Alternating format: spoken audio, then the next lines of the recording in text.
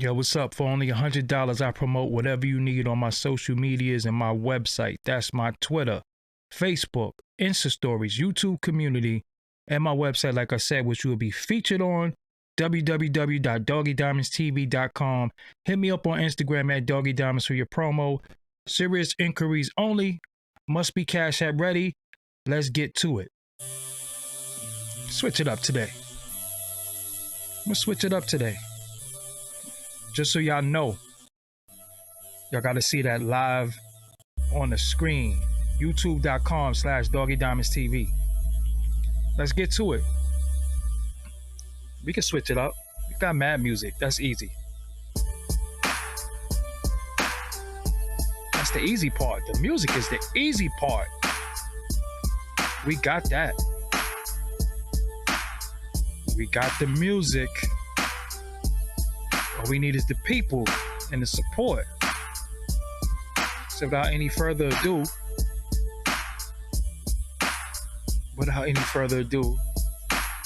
I present to you, ladies and gentlemen. I present myself. What's up, everybody? I'm Doggie Diamonds. This is Doggie Diamonds TV. Doggie Diamonds No Filter podcast. I could, switch it up, do whatever I want to do. This is my show. You know what I'm saying? But I'm not alone tonight. I got introduce yourself to the people. You drinking stuff live. What we doing? What's in the cup? Sweet tea. Oh, okay. Sweet tea from where? You bought it from one of these spots or? From the supermarket. Oh, okay. Whatever. Introduce yourself to the people. Salute. Rem Blizz Johnson, East New York representative. Nitya House's long time resident. Pin Workman Houses stand up. Brooklyn native. Divine Mind knows the Divine Mind shows. All things work in divine order. All things work in divine order. All things work in divine order. Love my comrade. Let's get it. Love my comrade as well as the people in the audience, the super chat, the Cash App, the people in the chat room, all around the globe. London, the big UK. The big UK. We got to remember the states too. We got New Orleans. We got NC, the Carolinas, SC. The Bay Area always in the spot. The Bay Area. We got PA always in the spot. We got Boston, New England always in the spot. New York City. Raleigh, Durham, always in the spot. We see them. Always in the spot. I said NC already though. Yeah, but you gotta be specific with the Durhamites. Okay. Gotta be specific with Durhamites. They turn up. Okay. So SC, Kansas City, we got peoples all over saluting all of them. And they in here representing for us. That's what we talk Atlanta about. in the building for sure. Jersey, Alabama, Connecticut, Sparta, CT. Georgia too. You can't leave Sparta out. CT, Chicago. They all in here. Miami. North Charleston. And Brooklyn. In the spot. Mount Pleasant. No, in Brooklyn. When we say Brooklyn, we gotta just let that sit, marinate for a minute. Well, that's why it's so, because we got the East is in the house. It's like Brooklyn. And then you just be like, you just chill for a minute. So Brooklyn in the building. So Queens. We got Toronto in here too. Oh, Queens, yeah. So speaking of Queens, you know what I wanted to talk about earlier. Nah, but we had to correct that though. We might have been wrong. All right, so look, we're gonna salute them though. We can't. We're gonna salute. We're gonna salute. Hip hop platform and don't salute them. Nah, but salute.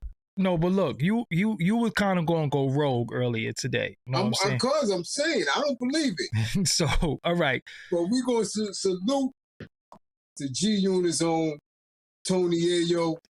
On his birthday. Happy born day. Happy 53rd born day for Tony Ayo. Salute. All right. So we're gonna say happy birthday to Tony Ayo. We also could say happy birthday to Rod Diggs as well. Happy birthday, Rod Diggs. Oh, salute to Rod Diggs. Yeah, shout out to Rod Diggs. Happy born day. Happy born day to Rod Diggs. Hold your head. Yes. Every time I see pictures of that man, he's still smiling, still look like he in good spirits, and they gave him a gang of time. And salute to him. But let me start with you real quick, because this guy don't believe Tony Ayo is 44 years old. That's PR. Ain't no way in hell that he's not with me. I don't believe that. So I don't believe that birthday. No. But I'm saying though, even on his paperwork, it say 44. He could lie. His parents could have lied. We know for absolute fact. So how old do you think he really is? He's 53. He with me. He 53. Come on, son. Come on, man. That boy, I'm not believing that. We like the same age, man. That. Me and Tony is the same age. We the same age, man. Me and Tony is the same. Since when? So you basing this off of how he look? I'm basing and how he carry himself. Son, up there with me. Salute to Tony Yayo, the elder. Salute. So Yayo's my dude too. I did a fire Tony Yayo interview before, man. Oh my God. But he ain't 53, man. Tony Yayo only like 44, man. 44. Nah, I'm not jacking that. All that your boy, his born days not no 78, 79. Get the fuck out. Get out of here with that shit. We ain't playing that. We're not jacking that. That's that press, whatever, market, whatever, what press clip, that shit. So he dying and everything, dyeing his hair and all that? Yeah, all of them dyed their shit. Yeah. 50 dye his hair. They all dye their hair. Yeah. Come on, man. They all dye. They dyeing their hair in their 30s now. Yeah, dude. That don't matter. No, because what's wild though. Nowadays, when stuff happen and the way life is right now, man, people graying early. You know what I'm saying? I had gray hair at 14. That's serious. I had 14, but that was hereditary though. So anyway, yeah, man. Could we shout out Rick Ross though? Should we? You froze? Shout him? Yeah, why we ain't gonna shout him out? Well, you can shout him. I think Officer Rookie, salute. Damn, come on now. Don't do that. Don't do that. Yo. Should we? All right. Come on, now we just saw it. It ain't nothing we made up. We not going hard. He said it right here, live and direct from the horse's mouth. So I want to shout him. I want to shout him because I think his music is dope. You like his music? He's had moments for me. I don't think he's no top tier lyricist. I think he got excellent beat selection sometimes, but his bars to me is weak. Yeah. You talking about Ross? Nah, I think Ross is dope though. I think Ross can rap. Nah. Anybody can rap. Like we go through this all the time. There's dudes that can stay on beat. They got a distinct flow, but in between the bars, when I start writing it down, it's pure garbage. So you will write down. So you will write down somebody's bars to really, really pick them apart. Yeah, all the time. I do it all the time. You go to if I can't, I don't know them personally, but you could go to genius.com and look at the lyrics too. Yeah, but I went. I do that on I've been doing that since. Had to be since 84, 85. Okay. I've been doing that. So because I want to know. Let me see the context of this. And it's garbage for me. That's why I always play certain people ahead of certain individuals, because I get more intellectual stimulation from them in between the lyrics than I would. Come on, man. I live that street shit. And I don't like hustlers. You already know that. Yeah. Like but I mean, nah, but he came a long way from that. Every day I'm hustling. Nah, he stepped it up lyrically to me. Listen, he has his moments. And people may not agree, but if they in that frame of the narcotic type, street, I take Jeezy over him. Nah, not me. And I take Pusha over him. Lyrically, yeah, Pusha might be better lyrically, But Pusha don't got better songs than Ross. Pusha don't got better songs than Ross. He doesn't. But lyrically, who has a complete package lyrically when it comes to that subgenre of hip hop? I think Ross. Who has both? I think Ross. I think Ross. You take Ross over Jeezy in that? Actual facts. Okay. I take Ross over Jeezy and Pusha. Over both of them? Over both of them. When it comes to them beats, Ross beats is crazy, man. Like cinematic. But he ain't doing that shit. He just picking them. But he know how to pick them. Some people' problem is that they don't know how to pick them. Ross know how to pick them. And yo, Devil in a New Dress is one of the. Keep saying it. That song was fire. Okay. Yo, Devil in a New Dress is one of the dopest features I ever heard in my life. What? What else he got? Diced Pineapples. I could go through his catalog. Tears of Joy with CeeLo Green. I could go through Ross' catalog. Is fire. Ross' catalog. I even like what's the name? Money Dance with Neo. That's my joint. Ross' production is cinematic. Sound like it's out of the world. I ain't gonna front. Even the joints that he did with Just Blaze, Lord Knows with Drake. Yo, with Drake, Lord Knows with Drake and Just Blaze on the beat. Yo, incredible. I ain't gonna front on him. Yeah, I ain't gonna front on him. Even Three Kings with him, Dre, and Jay-Z, fire. It's all right.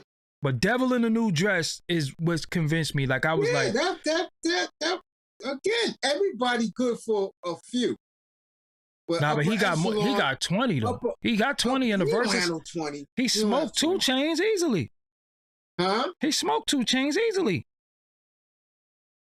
Do you think that was a smoking? He smoked 2 Chainz. That was each. And Ross, look, he smoked 2 Chainz with 20, and he got another 20 that he ain't even play. Ross got. I ain't gonna front. He got lyric. Song. I can't front on his songs, but Tears of Joy with CeeLo. I'm talking about stuff that I listen to. Just Ross got music. That don't take away from the fact that he was a cop, though. So, all right, let's say that's right. Let's get into all right. Yeah. So, is a correction officer a cop? Yeah. Some people don't think that. I don't know why. Do everything a cop do. So break it down. Or they have the ability to do. Matter of fact, they got, man, listen. They got the final say, right? The cop lock you up. First of all, they have the power to treat you worse than the police. You understand? Because you literally up under their custody and control. They can determine whether or not you eat, whether or not you come up out of the cell. They determine a lot, whether or not you go on a visit. They can make life, and they usually do, make life a living hell. So cop could arrest you, cop to shoot you, and that's it. And then they face charges. I seen COs beat the shit out of dudes and face no disciplinary action. Damn. At all. So beat blood out of you. Ninja Turtles used to whip dudes' ass out severely. Why they call Ninja Turtles? To their helmets and all that stuff, right? Or the way they used to come with the Ninja Turtle, the body armor and all that. Yeah. So, okay. Reason why we talking about this is because he admitted it before, but today he was kind of like, he wasn't mad at it. He was just like, yo, absolutely. Before he initially denied it. Right. Then he like put it out there a little bit, but he looked comfortable today just talking about. Why do you think he's so comfortable? Because he's accepted who he is. He accepted that he's a tool for the oppressor, or at that time, he had, every inclination, every thought, every fiber in his body wanted to be a correctional officer. So that decision back then when he was trying to get his footing and get into the industry and excel in it, it held a lot of weight. Now that he got to his bag and he's moving around in different elements and he doesn't have to depend on the music per se anymore, because he could admit to a lot of things now. That's why I said it makes no sense for all these dudes to still be in the closet. A lot of these dudes get their grippers manipulated on the regular. Just be who you are. Come on now. It's good now because everybody who has come out, it hasn't hurt them. So y'all need to come out. So now he is saying, yeah, I was a CO for a little while. He said 4 months. Yeah, because he didn't pass the, I don't know if he was in the academy and didn't pass, or he just couldn't cut it, or didn't want to cut it. Maybe he had a realization of what this actually entails. See, a lot of people don't know what that entails until they're in it. And we are an oppressed people. You can't knock individuals for wanting to get up out of poverty. Some people is in some dire impoverished conditions. Like we spoke yesterday about the single mothers, having to do whatever they got to do to feed their children. A lot of women go right into law enforcement, right?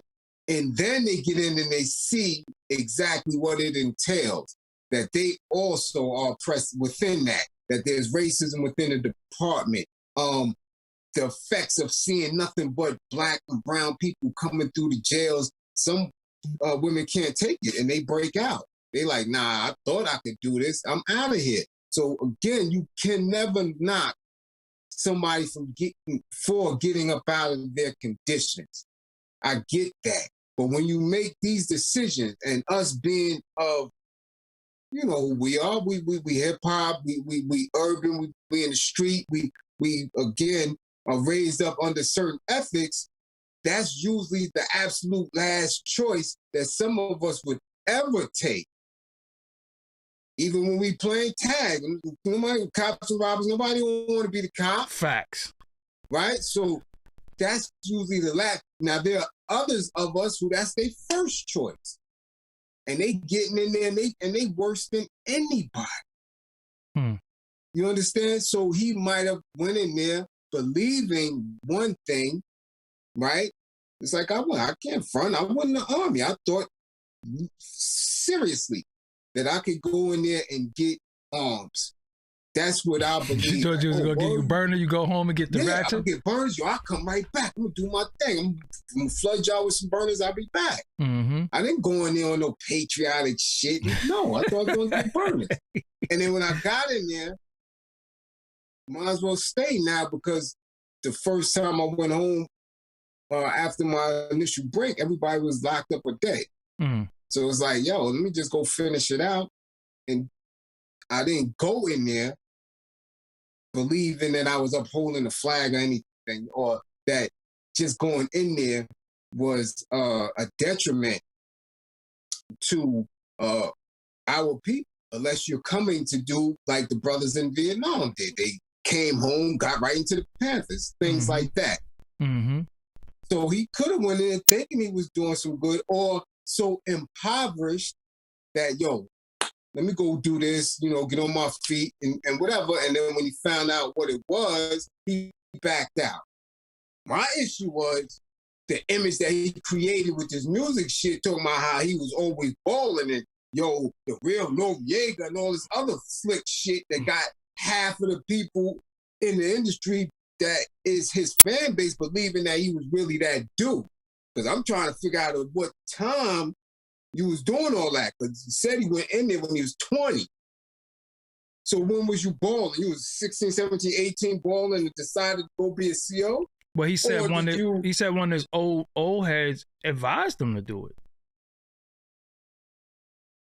I never to do what? To go into to go to the academy, I guess, and be a CO. For what? I don't know. You see what I'm saying?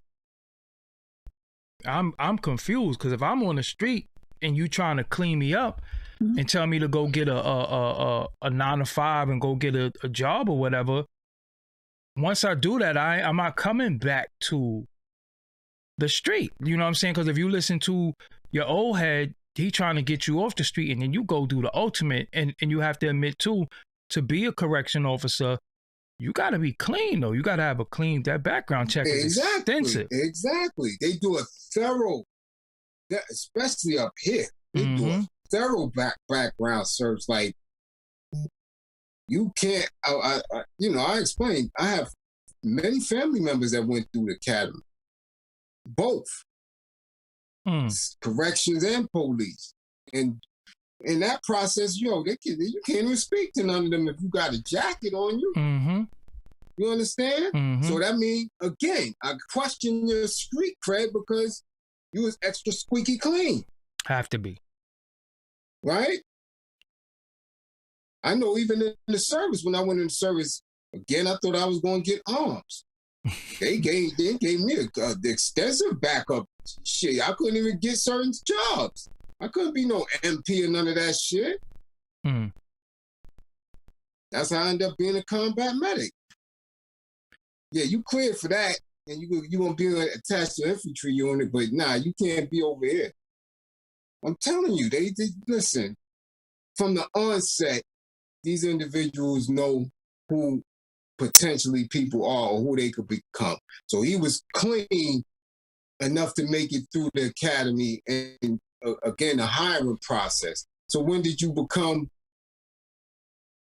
every day I'm hustling?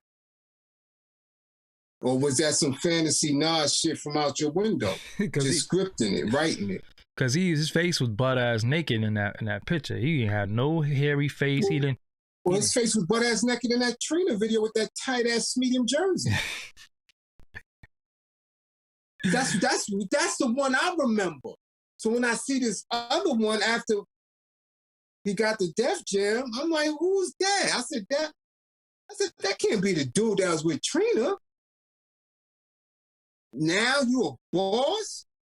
You was just a Jersey dude, right? That jersey was real tight. Didn't look like you was balling then. Yeah. So I'm confused. And this is what happens. They confuse the narrative and the transitions. And people believe them. And that's the thing. They get into this act and it's believable.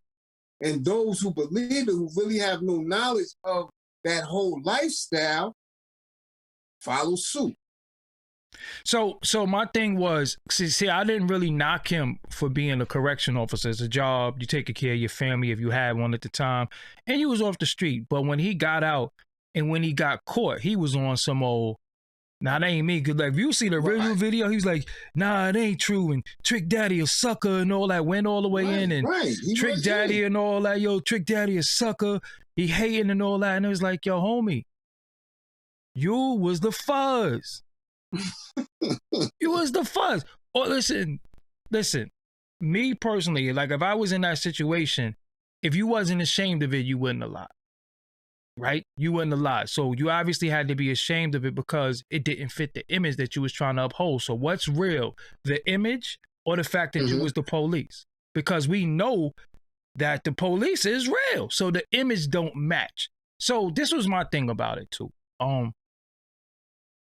I feel like if I interview Rick Ross and I brought up the correction officer thing because I'm black, I think he would get mad. I think he would get mad. I think he would get mad and be like, yo, why are you bringing that up? That's old. Well, you know what I'm saying? But when he sit before them, these non-aggressive non-originals, but non-aggressive Euros, I feel like a lot of these artists, when they sit before them, it's like some type of truth serum or something like that. Like they'll sit there and tell them everything comfortable. Yeah, absolutely. Yeah, you was a correction officer too, because why does that matter now? So for him to say, absolutely, I was a correction officer for 4 months and you explaining it, but if that was me, you probably be like, yo, come on, come on, move on or whatever. Or he might bounce. Like, look, listen, DC Young flying him. Had them on his podcast. He said he got to use the bathroom. He broke out. Yeah. Yo. Why? Because paperwork ain't good, see? Look. Paperwork ain't good. Listen, so though. he got to roll. He said he had to use the bathroom and take off his jacket. Dude got up and bounced. And that's a black podcast. It was a big podcast. They do millions of views. And he bounced on them. So I didn't really understand how you could sit amongst your people. Shout out to Sincerely Yours for the donation. How could you sit amongst your people, you know what I'm saying, and bounce when they asked you? They didn't even ask you nothing intrusive or anything that I felt could have been deemed disrespectful, and he bounced on them.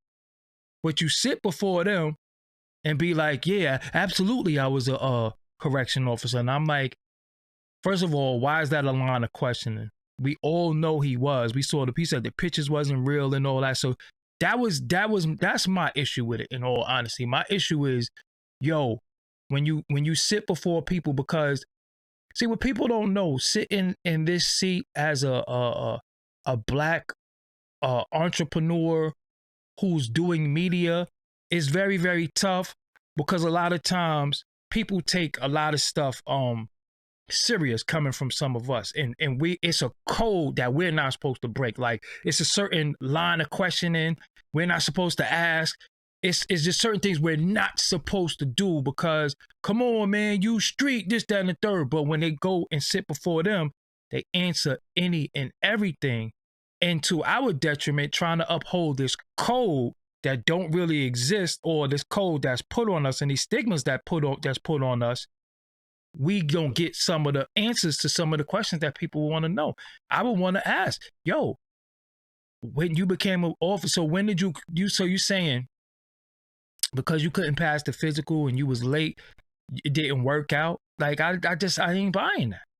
I'm not buying that. You know what I'm saying? I'm telling you what it is from people who have been through it. It's rigorous, right? He wasn't in this shape that he's in now. He was in much better shape back then. I've seen it in the trainer video. The medium jersey was tight, but he was a little fit. He ain't look sloppy. So as a young dude, you know, and most of them dudes in Miami, they football dudes or sports dudes. They play sports heavy in Florida. We know that for a fact. High schools, middle schools, high schools, college, all that. So I'm sure he passed the physical. I don't think that, I'm not jacking that. I'm saying at a certain point, mentally, before he even really got in the mix, because that, even when he answered that, I seen the body language, I saw the shift, and I saw the deception in his face. He didn't want to just say, yo, nah, I wasn't feeling that in front of them. Now he'll come. I doubt he'll come before you, but he'll come to another platform of us, and he'll probably say, "No, I wasn't feeling it once I got in it." But he's not going to do that to them, because he wants them to believe that he is right in alliance and in allegiance with them. That's what they do. Initially, though, to those others, they want them to believe that they are in the whip with them. Now, listen, initially, that's why Vlad allegedly got the beats put on him for asking him that question, right? Which in turn made Vlad sue him and getting upwards to like 300, 400K, which essentially started his empire, because he had startup bread now. Now he got money to play with, but he got it from Ross. You ain't know that? I didn't know he got that much. Yeah, he got like 300 to 400K from Ross. If you was someone who was ingrained in that lifestyle, he wouldn't have got that 300. Guarantee you, once he lost that case, his ass would have been out of here.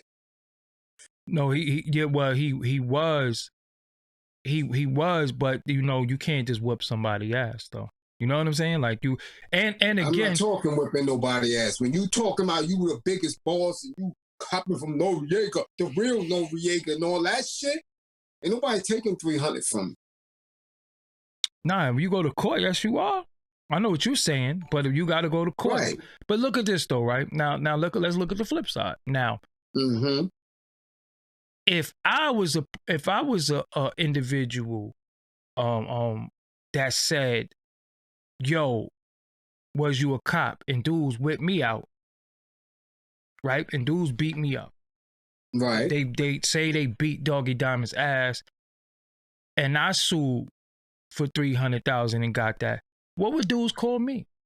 You be right. So again, you see the double standard. Of course, we are. You see the double standard. If I had got my ass whipped and sued and got $300K, which at that particular time, even at this particular time, could change my family life, could get all my business in order. I could get everything I need and build my empire the same way. I would be on the outs with black people. Right. Not near black person would sit across from you and do no interview. But this man get to do it. Exactly. But people want to wonder what's wrong with us.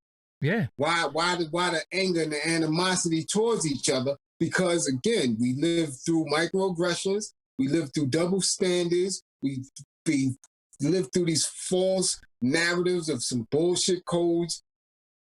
And we always end up at the back or on the bottom of everybody's shit. And it's crazy. And because one of the main reasons is the false narratives of dudes who's not real. All right, somebody in the chat I want to address. What double standard? You call yourself a street Negro, Vlad don't. I don't call myself anything.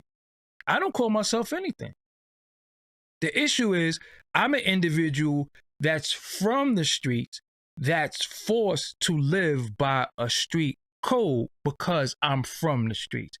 You never heard me say, yeah, I'm a street nigga. I'm not outside. I don't drink. I don't smoke. I don't do no shit like that, but I'm a person who committed crime, but I'm forced because of that to live by a street code. I'm a journalist. I'm a journalist now. I ask questions for a living. You understand what I'm saying? So if I'm an individual and I get my ass whooped for it, I just got to take an ass whooping and I got to settle it on the street. But everybody else sue. Just like Chris Rock. If Chris Rock had said, yo, this nigga going to jail for smacking the shit out of me in front of everybody, they going to be saying Chris Rock is a rat. But how could he be a rat? And they came at him with that. And he said no, right? Because he's supposed to have said, yo, he just smacked me. Send him to the pokey if he wanted to. And he could have sued that dude for some bread, but he's held to a standard because he's a black man, and you're not allowed to get another black man locked up and sue, even if he smack you. So how do Chris Rock get his get back? He should have got his get back last night, but he didn't. But what is he? When he went on stage, he was supposed to wild out. He was supposed to rip him, her, the kids, and everybody. But you could say all that shit you want, but you still got slapped. You can't say nothing. Listen, you can't say nothing after niggas smack the shit out you. You can't say nothing. You can. I've seen individuals come back from that. The point, no, that's not what I'm saying. If you got the shit slapped out of you, you can't talk about a man that slapped you if you didn't pop off. Or you just got his ass locked up. You can't just sit there and be on some jokey joke shit. Shit ain't nigga smack fire out you. What's the joke now? The joke is whatever he know from the inside and really, really wreck that bro. Because I didn't disrespect her, but I'm a disrespecter now. He could have got but you look, that's clown shoes because he slapped you though. You can't listen. Irrelevant. He could have flipped. He's a comedian. Listen, what I'm saying is this. He could have did it. What I'm saying is this. Right? If somebody punched me in my face, and I seen dudes get the punch in their mouth, and running away and be like, "You still a bitch." I don't. You say what you want. I tapped your shit. You can say what you want. What you say, does it matter if I punch you in your face? You can't say shit. You can't say nothing. You can't go up there and tell jokes. The joke's on you because I smack spit out your mouth for telling that same joke. And if I catch you again, I might smack your ass again. So tell all the jokes you want. What that joke got you the first time. That's the point I'm making. Again, the dehumanizing that he tried to do with that smack, I don't see that as an alpha for That's not what I'm saying. That's not what I'm saying. What I'm saying, the point that I'm making is that if he had a said, yo, his dude smacked me, he humiliated me in front of the world, yes, I want him arrested. That's assault. Everybody gonna call him a rat. He's a fucking comedian. But blindly, us as a people, anytime, listen, we so blind as a people that if I get a damn surveyor to look at my land and you got a fence on my land and I take you to court for a damn fence being on my land, yo, you a rat. You took me to court because we ignorant. This is what I'm saying, and it's a double standard and people don't understand. We believe anything dealing with the law, you are a rat. Anything, even civil court. And those narratives have to shift because look, what we discussed yesterday. Family court, right? Mm-hmm. And all that. I had dudes in the classes talking about, yo, my baby mom's ratted on me. She took me to court. What? She ain't rat and take you to court? It's child support. Was you paying anything? Now, it is a double standard with that too, because it's not. Let me tell you why. And then sometimes because they be digging in dudes' life sometimes with that child support. Like if you put a person on child support, shouldn't have put her in that situation. She shouldn't have. Serious.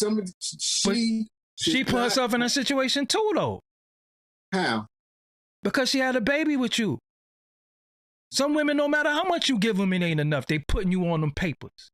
No, and I'm telling you like this, 8 times out of 10, they not doing it. The system itself is doing it when they reaching out for help. I know chicks who went down there and put dudes on them papers. Yeah. And they like, yo, I just seen him with a new coat on. I need an increase. Yo, he went to the Bahamas. I need an increase. Yo, he said they don't get it, and they don't. But that's still ratting, telling people your personal business and how you got bread coming in. You don't know how you getting that money. Now you got to get investigated and start proving all that shit. That is ratting.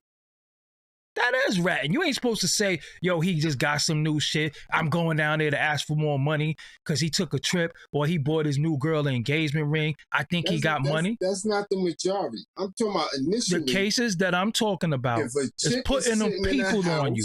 Putting them people on you. Putting them people on you where they start investigating you. You tell them. You're a damn fuck. You're a rat.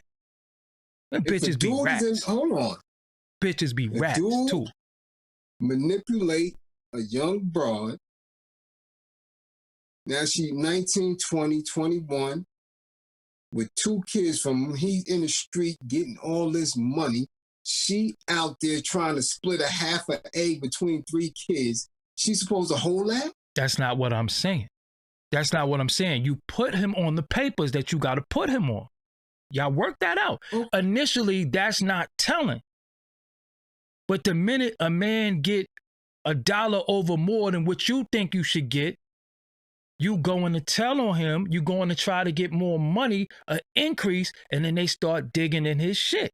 What did you pay taxes? That shit happens to dudes and dudes get jammed up. The same shit with 50. When 50 was giving his baby moms $100K a year, she was like, I feel like I deserve more because he just got a deal for $400,000. What if he didn't report certain shit? She just went and told. Yo, look, he just got a deal for $400,000. I need more money. Right, that's different.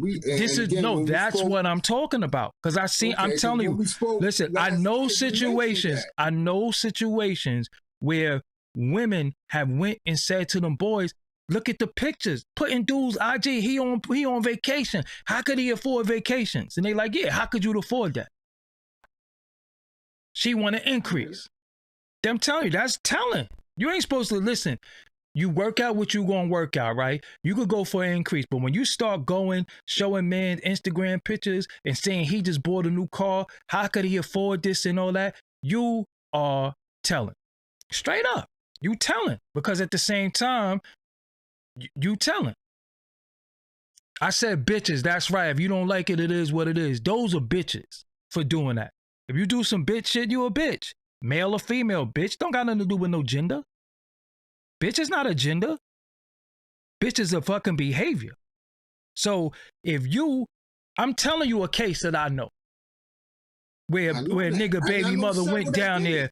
Nigga baby mother went down there and was like, yo, look, he taking trips. He's doing this. He's doing that. Oh no, I need more money. Yo, you just gave that man up. You don't know what he did. You don't know how he got that. So now what happens is he got to give up information. He got to do all that shit. That shit is telling. He might have got that money on the street. So now his job ain't paying it. So hold on. How is it that you only making this much from this job and you giving her that, but then you had extra money to do this? You telling they be doing dudes dusty. Yo, going all up in they shit. Oh, investigating them. Yo, you got to bring receipts. Bring me your pay stubs. How you was able to afford this and that. That's telling. That's telling. Straight up and down. Because some women that straight up and down vindictive, you can't have shit. If you giving them money, you can't have nothing. You can't go get a car. You can't go get nothing. Oh, how you able to afford a car and I ain't got no car? Nah, you got a car. It's none of their fucking business. If you're not dealing with her, and don't deal with her. But what they do, they go right down and tell them boys. They do. Because why? How she know? I dealt with this with one of my friends. Because you might have put it on the gram. You might have put it on Instagram. Exactly. What you doing? Why you can't put on yourself? How you can't put your accomplishments on social media? You can't say a trip is accomplishment? Yeah, you going on vacation, you chilling. Why you gotta hide? Why you gotta hide what you're doing? It's not hiding. But how is it her? You doing? You can't listen. So if I'm straight up and down enjoying myself, having a good time, I just and I'm going on vacation, I gotta hide it because you might go tell on me. I gotta not have fun. What is pictures for? For memories. I'm not allowed to create memories because you might go tell. Listen, you're a rat. What you want to do. You're a rat. You're a rat. Doesn't work. Again, it doesn't work to that degree. I'm not saying you're gonna get it. I'm not gonna get a whip. But if these dudes if she talking about, yo, I seen him, he's switching whips up and all this other shit. Then, yeah, she done gave him up. But what are you doing? That's what I'm saying. But why but why you can't listen? Listen, let me tell you something. I don't stunt on social media, but I could if I wanted to. I could really, really show out because some people, shit, I just bought a new set. I don't do that. But if I so choose to, why can't I do that? Because I gotta stop and I gotta hide what I'm doing because you gonna go tell? That's fucked up. I can't enjoy life no more. Now I'm a prisoner to you.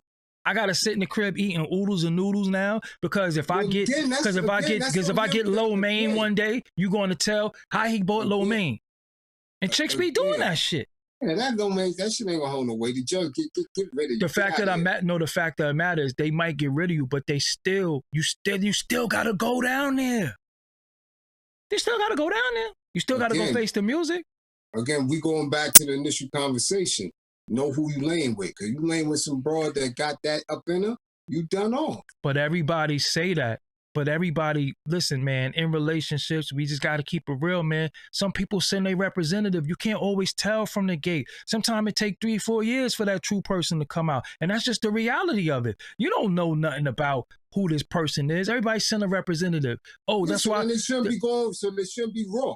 It shouldn't be going raw if they don't know who she is. It feel good, though. And vice versa. You're right, though. But, I mean, listen, what I'm saying is this, right? You're right, and I'm not knocking that. But the point that I'm making is this, right? A lot of people send a representative. You don't know who this person is till after a while. You already got a baby with them, and then this person comes out, or a person changed, or you grow apart, or they start getting on some other shit, and you be like, yo, I don't recognize. It's people that have been married for 27 years, and then wake up and say, I don't even know you no more. You knew her for 27, but on the 28, she got on some bullshit. It happens. It happens. So we need to stop acting like we know the people. Oh, because see me, I'm off. So if I say certain shit and you be like, oh, I'm just like that. I'm like, what? You just like me? Shit, I don't need to be fucking with you then because I'm a little off. You know what I'm saying? I'm a little erratic about certain things. I like what I like. And if you like that too, I don't know if I could take a me and a female. I need a polar opposite. I need somebody that's going to pull me in. I need somebody who's going to reel me in. I need somebody who's going to keep me on the right path and correct me. I don't need somebody that's because I could be absent-minded too. Shit, I go outside and leave the garage door open and come in the crib sometimes. But I got so much shit on my mind. So I need somebody that's going to say, yo, babe, you left the garage door open. Go close that shit. Oh, thank you. I don't need somebody going to leave the shit open too. But that, again. I don't need somebody going to leave the shit open too. Right, but we talking about initial shifts in character traits and behaviors and all that. That's different from somebody that's going to go and rat and tell to destroy your whole shit. But that's what a lot of these vindictive women be doing, though. That's what you don't see that in an individual. How could you see that, though, when they get spiteful and vindictive is never in the beginning? That shit come from pain, heartache, and anger. When you was under the covers, both of y'all breath stinking, talking about, yo, we gonna get this house, we gonna do this. You didn't see no spite. All you saw is love of what you thought was love.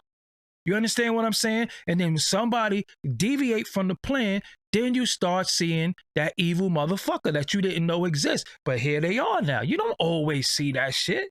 You don't always see it. And if you did, a lot of people do not always see that.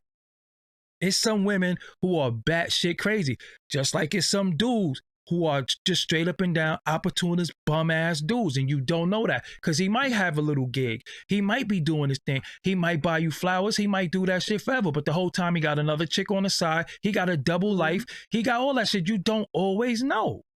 You don't always know. But what we need to make sure is that we're not dealing with no rats. That's all I'm saying.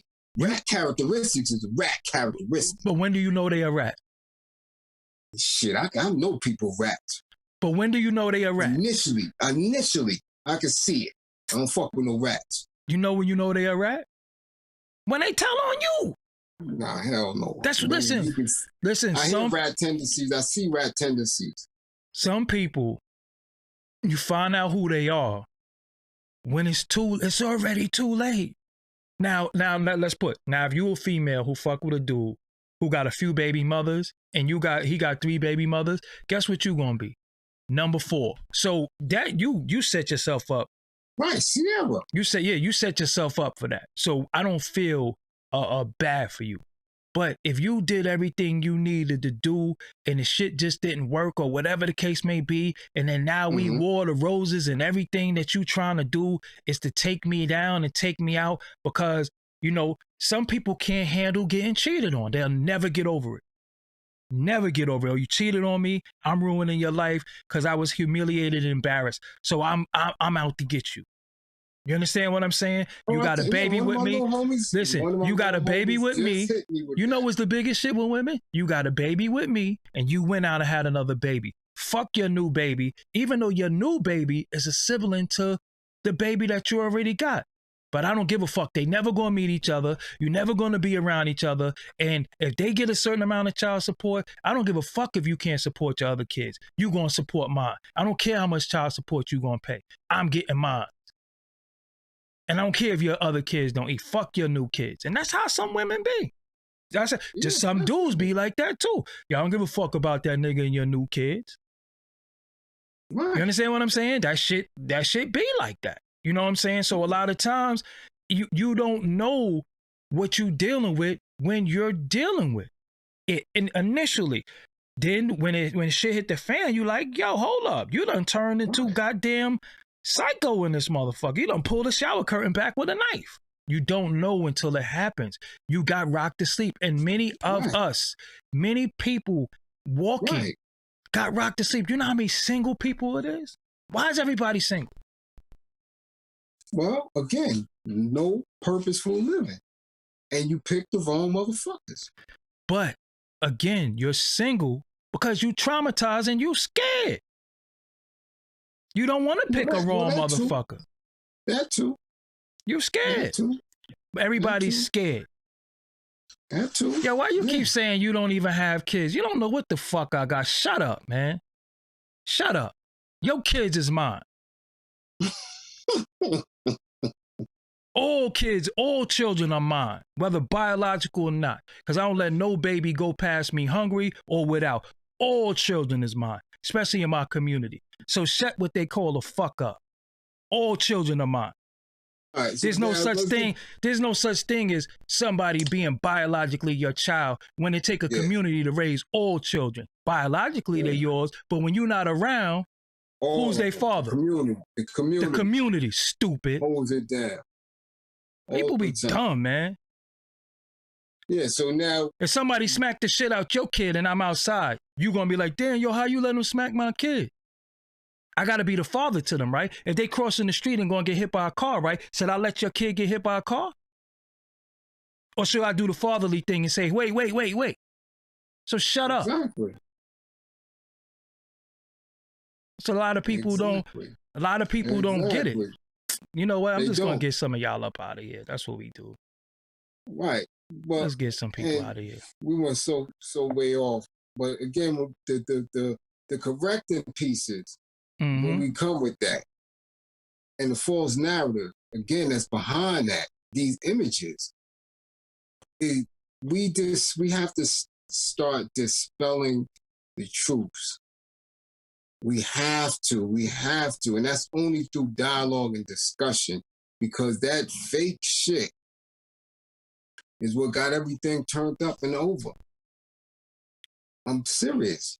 He could. Again, the police ran up on him. Asked him, yo, what you want to do? And he was like, they said he was dismissive. Like, nah, I ain't jacking that. But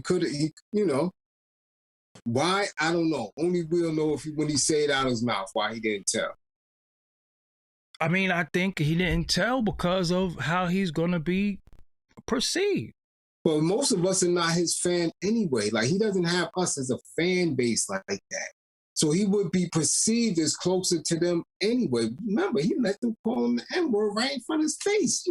He didn't care what we thought about that. Nah, I've always been a fan of Chris Rock, though, always.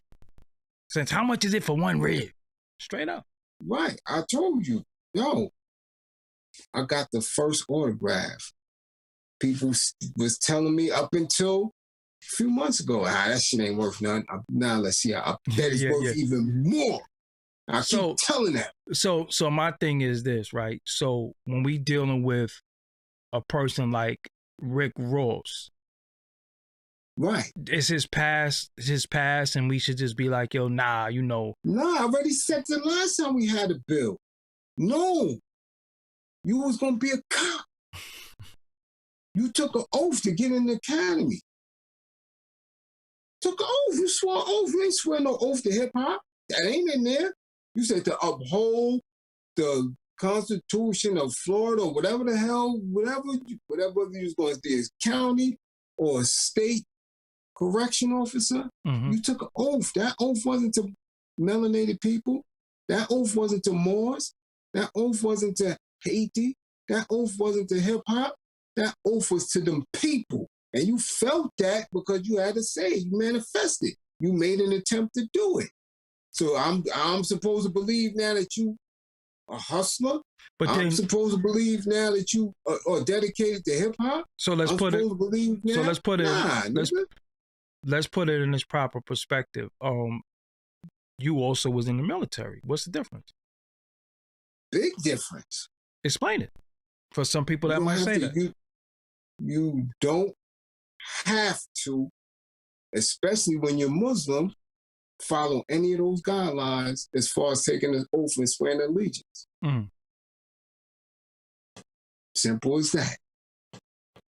And you got people who are coming over, immigrants who they're allowed to serve. They don't have to uphold shit. You don't even got to stand for the flag or none of that when you're Muslim. And do you want to? I don't know if you want to put your business out there about how you exited the military, but if you don't want to. Honorable discharge. You said honorable? Honorable discharge. You did? Oh, I thought you. Yeah. I'm a vet. I thought you whole ass. Nah, I'm a vet. Yeah. I'm a vet. Now it get tricky after I got honorably discharged. That's when I start catching bids. So now I was just disqualified. Yeah. And they still was trying to get the dude. So you don't sending papers. So you don't get no VA benefits? I never, for what? I don't want, remember, I was radicalized. I don't want nothing from these people. I don't even want their fucking reparation. I never went to the VA at all. You bullshitting yourself, dude. I'm doing what? You bullshitting yourself. Go to the VA. For what? You serve this country. Get your shit. Fuck out of here. I don't want nothing from it. Nah, you gotta. I ain't gotta get shit. So, all right. So if you had went over there and you passed away, your family is supposed to get something, right? Yeah, sure. It's my family good. But you here right though. Now. Yo, you here. You better go get that, man. Listen to what I'm telling you. Because they giving it to people. Why not get yours? Listen. They ain't giving me my liberation. I don't want their trinkets. Nah, but it ain't for you though. It's for larger picture though. It's a larger picture. Listen.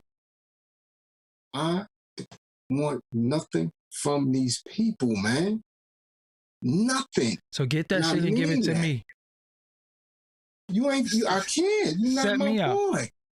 You're my boy. I can't even my pass pops, it to you. listen, my pops was a Vietnam veteran, and I hear that I hear that I could get the USAA car insurance. That's the lowest car insurance. Did you know that? You could go get it. You could go get it too. You probably paying you in the town, your car insurance gonna be cheap.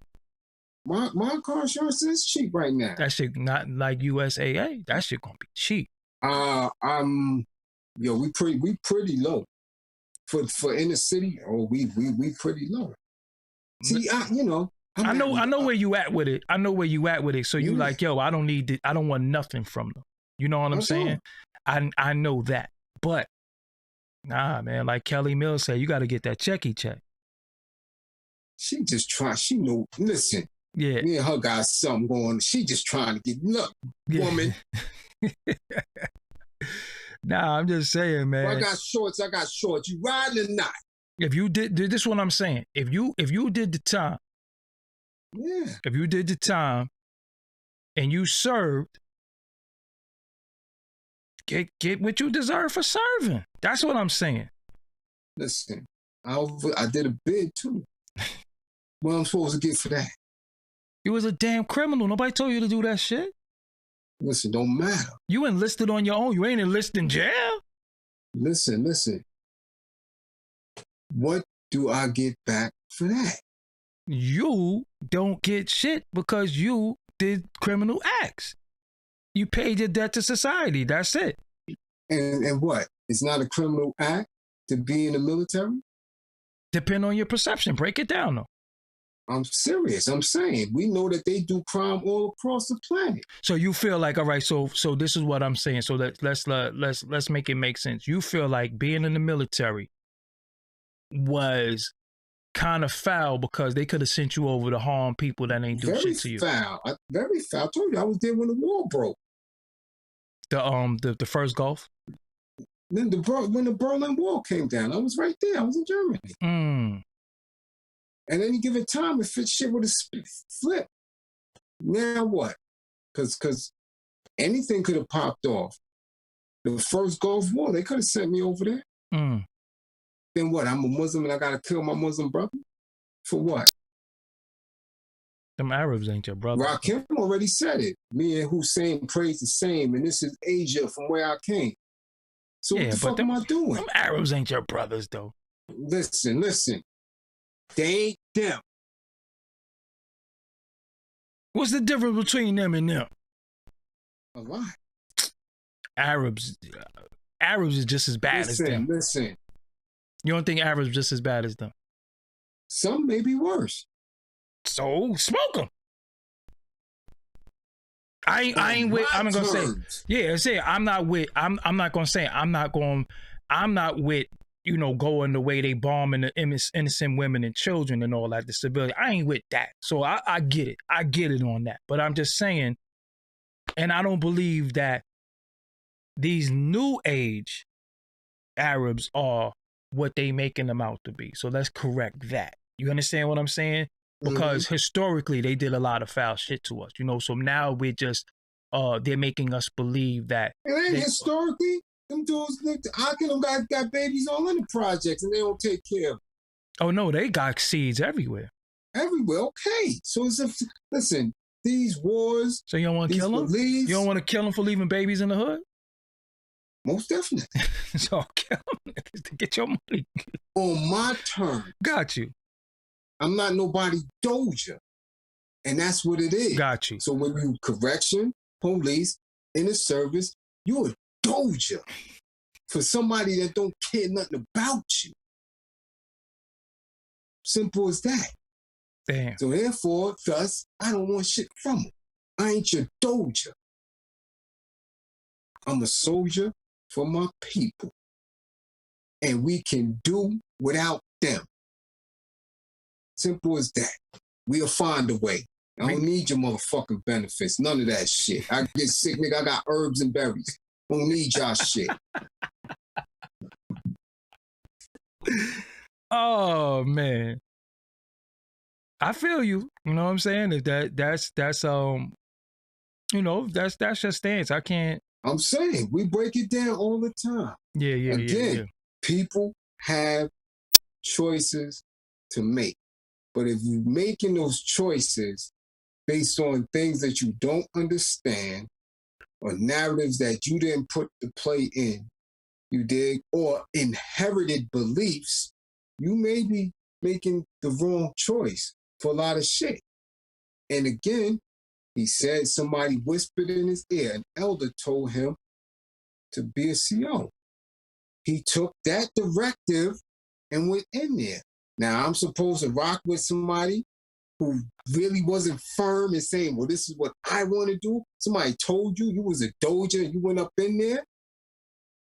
I don't know what else somebody else is telling you. You just told me not too long ago, a few weeks ago, you sat in the room and told the whole world, yo, you can't be scared to go and tell them white folks your dreams. You still got that same mentality. Nah, he did say that too. You was a doja. Yeah. It's a doja. I ain't got nothing to do with that shit. I stand firm on my square. For AF Twice, who said you niggas are about 12 years too late. We're not 12 years too late. We knew he was a CEO, but it's footage that, and for clarity, for footage, he actually came out and admitted it openly and just honestly. Yeah, I was a CEO. He's done it before.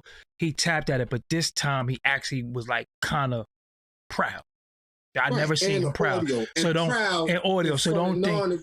Yeah, he was in front of Euros saying, and what we're saying is that that how he did it and what setting he did it in. So we're not saying that, oh, we been knew this, because again, if you don't know what context we putting it in, a lot of y'all go off titles and y'all just speak. Y'all don't hear what we're singing.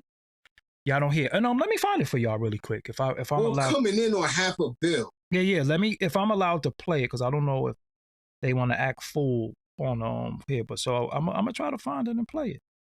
Right. How many in here? Because people sure have a lot of shit to say and never contribute to anything. Yeah, we got 840 people. Let me go to Instagram really quick, because you sent it to me on the gram, right? Yeah, I believe it was the gram. It was Instagram. Yeah, all right. Because somebody sent it to me. Like I say, our audience wants us to build on certain things, so here, we build on it. You know, they can't go to none of them. No, I bet they can't go to the non-originals and ask them to build on something.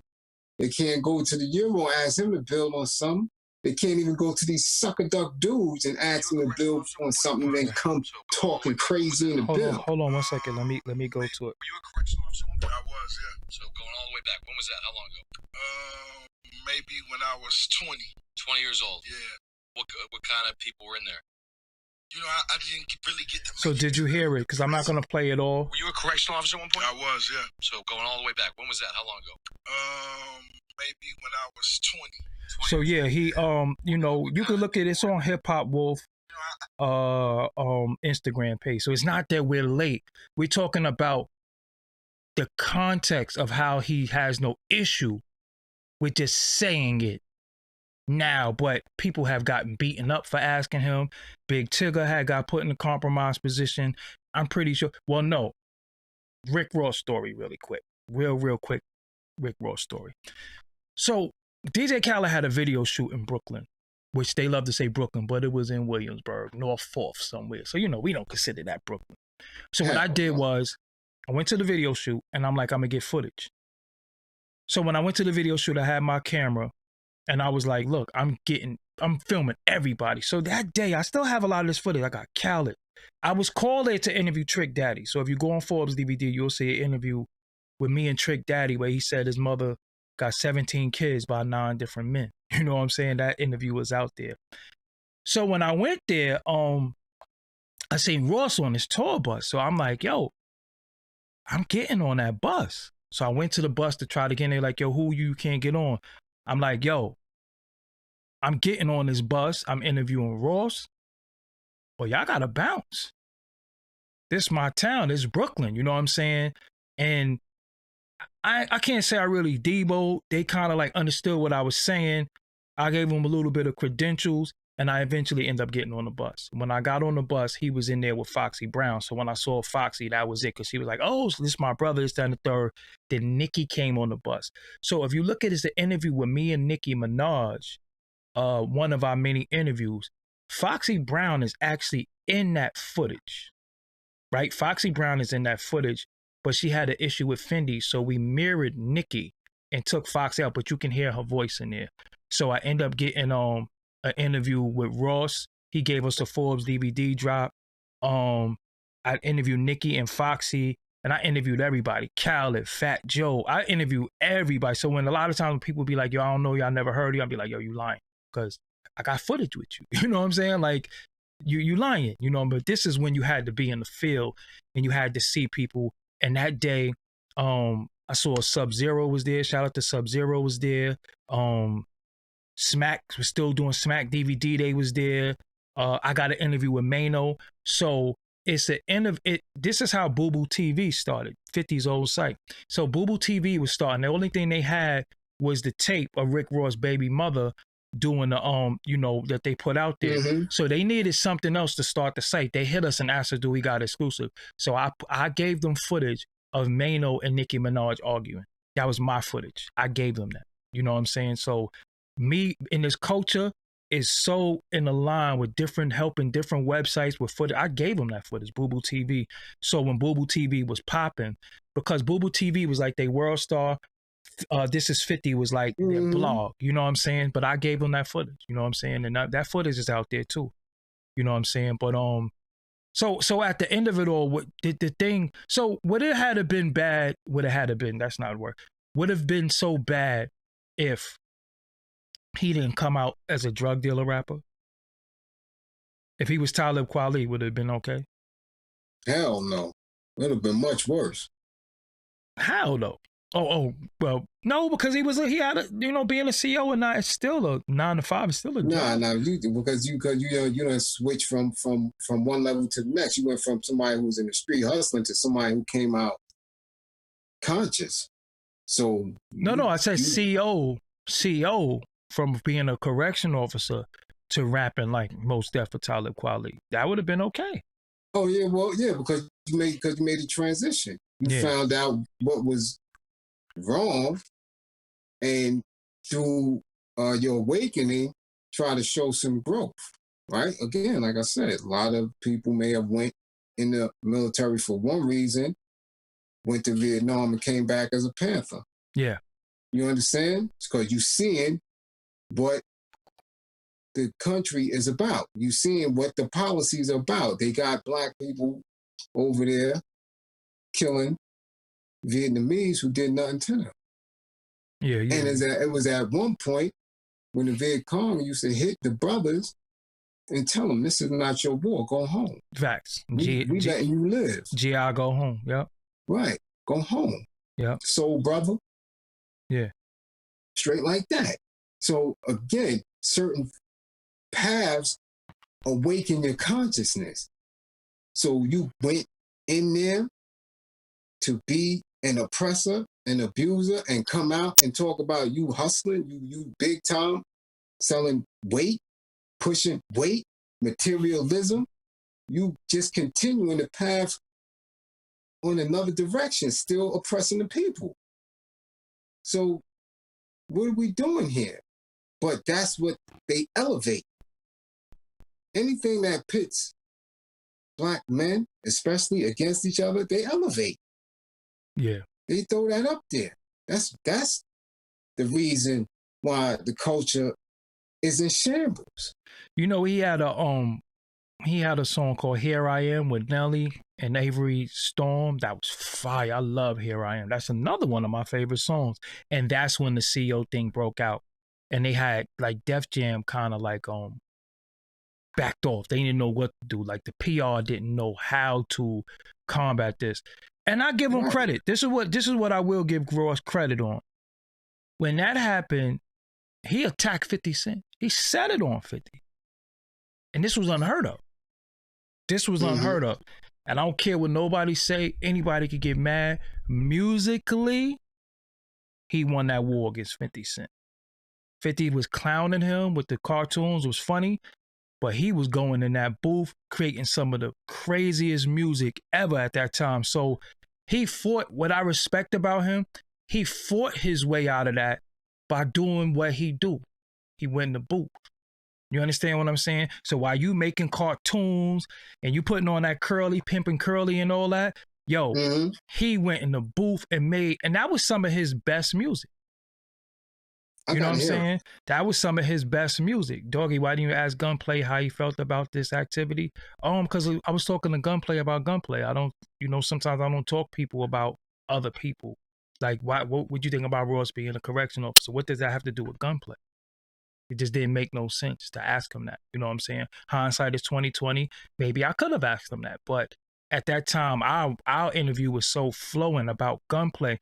And another thing, sometimes when you interview certain artists that have never been highlighted, I want to know about them. I can't ask them a million questions about Ross. You know what I'm saying? It's the same way when Large Professor went on Vlad and he asked Large Professor 99 questions. I think that's disrespectful. This is not a Rick Ross interview. This is a Gunplay interview. And I think that's one of my favorite interviews. You know what I'm saying? But when he was doing all that curly stuff and all that, 50 dropped One Smoker, Tia Told Me, fire. And that sample from Tia Told Me is Never Can Say Goodbye by the Jackson 5. Lloyd Banks did Officer Down. But that dude Ross was going crazy. He poured out the vitamin water. It was, it was dope. And Ross, that's what really propelled him, because he was able to sustain, because a lot of times when 50 went at somebody musically, it was kind of over for them. You understand what I'm saying? It was kind of over for them. But and it wasn't for him. Yeah, he couldn't beat them. Which surprised a lot of people at the time. Yeah, because I didn't necessarily hear all of it. Again, because I just didn't believe him. That first impressions is everything with me. Who, Ross? I always see that. I never believed though. Yeah, but I never believed he was. See, you know what with him, he was. Well, people did. That young generation did. They was like, yo, especially in the South. See, up here we got a different take. Oh, come on, man. Up here, we real brutal, man. I'm gonna tell you straight up. Yeah, I'm so biased. Like, yo, fuck everything that don't come from East New York. I'm dead serious. I had a discussion with somebody about that not too long ago. They was asking, like, why you not into all the boogeyman stories and this one and that one? It's because I was raised different in East New York. We had 10, 12 bullies in a 2-3 block radius. So we like, fuck everybody. Anybody can get in the East at any given time. So you think I give a fuck about somebody way up out of town? Y'all scared of that bitch ass nigga. I'll put his fucking Man, listen. Let me ask you something though. If he was such a cop or such a fake, how come so many rappers embrace them though? Because they fake. Because who's on bitches. BMF was a big record too. Yeah, that was a big record. BMF, that was big a moment. record. Who's on BMF? Styles P. And he considered to be a real one? I mean, it depends on who you are in the generation. I don't believe the press clippings. I don't believe the dude's bios and all that shit. 'Cause I was in the street. So I don't believe none of that shit. I talk about it on my YouTube the other day. I've seen the growth of hip hop since '79. The rapper dude was never the tough dude. None of them. The DJ nigga had to make sure he had a team behind him that could make sure he got his speakers and his goddamn Serwin Vega and his mixes back in one piece. The artist was never the tough dudes in the street. So for them to go into the booth and to come out with a story, nigga, you hummer stunting. Y'all couldn't wear y'all shine, none of that shit. So I don't believe them younger dudes. I was in there with that. You think I believe the Locks is tough like that? I wasn't buying that shit. I was around that. I was around the Onyx concert. I seen Onyx and them get busy. I know them for a fact. I seen them get busy. They used to fight almost after every show. I've seen certain individuals. I know who get busy and who don't. All these other newfangled motherfuckers is boots. I don't believe none of that shit. So when somebody come amongst them, right, like a 50 who was in there for real, see, it was a transition over the years of individuals who were in the street who transformed themselves into an artist. They was able to do it. And that's what gave this shit legs to where it's at now, to where you got these drill dudes who really about that drill shit, but they can't spit. But they made a way. Back then, 90% of the industry was pure ass. 90%. And people need to listen. So when they grandfathers now, and y'all hearing all these tough Tony Story shits, these dudes was ass. And they was at the mercy of the street. Just keeping it a buck. I don't believe them. Period. I know what was going on in the clubs. I know what was going on. I don't know if I got any moderators in the room, but when them bots and stuff start coming in here doing that, if I gotta delete it, then I'll just get a whole bunch of new moderators, because I can't be deleting stuff that's in my chat room. I gotta do the show. So I don't know what's happening right now. It's like 900 people in the room. If I gotta get more moderators, then I'll do that. But I shouldn't be having to delete nothing.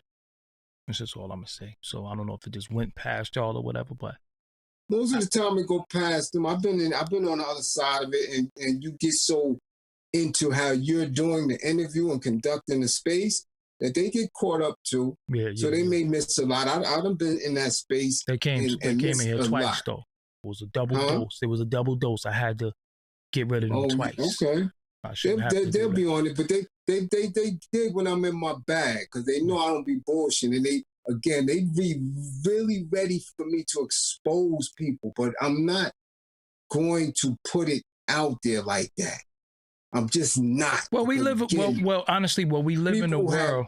We live in a world where exposure is gratifying for people. They want me to yo, who got hit with the pistol? Yo, who got who got cut? I'm not going to do that again. People got kids that are. Because I got these dudes is grandfathers. Yeah, because I got individuals who I be telling stuff that I be like, they be like, yo, just tell me. Like I'm gonna tell you, and you're just gonna keep it. Yeah, nah. You gonna keep it for yourself. I'm just gonna tell them that. Nah, you ain't gonna just keep it for yourself. Let them go through the names in their head. But I'm telling you, 90% of the industry was completely ass, and I'm talking about from Union Square days, the Latin Quarter days, the Funhouse days, the Rooftop days, to all that, to the Tunnel, the Speed, all ass. Yo, you know what's funny? Reason why that's kind of crazy that you say that, because I remember going a lot of places. I was never deep. We was never deep. It might be like 5 of us at the most, but we would have brawls. We'd fight like 30 dudes. We never was deep. Never was deep. I could say the most of us might have been 8. And how many industry dudes have you seen get busy all out? I seen industry dudes with bodyguards in spots that's an industry party where everybody in here is somebody. What you got bodyguards for? I seen, you know who used to always have mad bodyguards? Buster. Always had mad bodyguards. Like, yo, why you got so many bodyguards? We up in the vibe party. Fuck what happened in the vibe party? Every time I saw him somewhere, he was about to fight, but it was always with a chick though. Dead ass serious. One time I was in Nassau Coliseum. Because they started getting money and they remember how 90, 91, 92 wasn't no bodyguard. You had to have your street dudes. You had to have your team with you. And dudes was getting lumped. Yeah. They was getting lumped. So once they got to, again, the transition to where the industry dudes really started getting some income, 94, 95, 96-ish, they wanted to protect themselves. Yo, I'm not going to be going through that shit. We was in the Nassau Coliseum, and all I hear is, "Don't touch my fucking face." I'm like, yo, don't you touch my fucking face. So I'm like, yo, who that? Turn around, was Buzz arguing with a chick. Was a fan, you know what I'm saying? I think she touched his face. He just went berserk. But, you know, in some people's defense, even online, when and this is an issue too, online, some people don't know how to be, I don't like to call people fans though. I don't like admirers. I don't even like to call them admirers. It just bothers me. I like to call people a supporter, or you just like what I do. I think that's I just think that's the meaning to call people a fan. You know what I'm saying? But my thing is, I think some people don't know how to fuck with you, so they think to fuck with you is to incite you. They think being negative will get comments. You know what I'm saying? So it's like some people just want to be your friend. They just wanted you to say what's up. They don't know how to say, yo, what's good. So they'll just say negative shit. You know what I'm saying? And it's like, because I always say, like, what make you get up and just make a video about somebody you don't know? Like, just literally make a video and right here, I said, you got niggas' name in the title and the hashtag. Like, yo, that's fucking mental illness. You know what I'm saying? And it's a lot of people who be doing that shit when you could have just said what's up and we could have been cool or not. You know what I'm saying? But if we not cool, we not cool. You know what I'm saying? We just leave it, yo, we don't fuck with each other. That's it. But some people want to fuck with you, but they don't know how to, so they just attack you. You know what I'm saying? And that negative reaction that they get from you is satisfying to them. You know what I'm saying? Like it's almost kind of weird. You know what I'm saying? It's kind of. Well, look at the dudes jumping on stage and pulling that dude's chains and getting plucked out. Yeah. Like, what make you do that? Like, you think, what are you doing? Yeah. I don't know. They get a kick out of it. I know if I was holding somebody down and somebody did it, they know what they left with. That's all I'm gonna say. Cause I don't. You acting stupid, I'm gonna do it. So they know what they left with. There's a lot of dudes that got scratched up playing around with mine. I done held down a whole lot of dudes. I held down Gangstar. I held down A. I held down Huey. I held down a lot of dudes.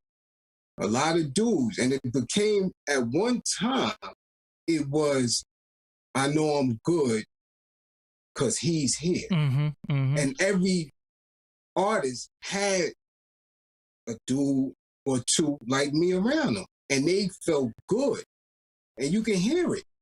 Well, once upon a time. They didn't know that I was in the spot. And I was like, yeah, we good because my man is here.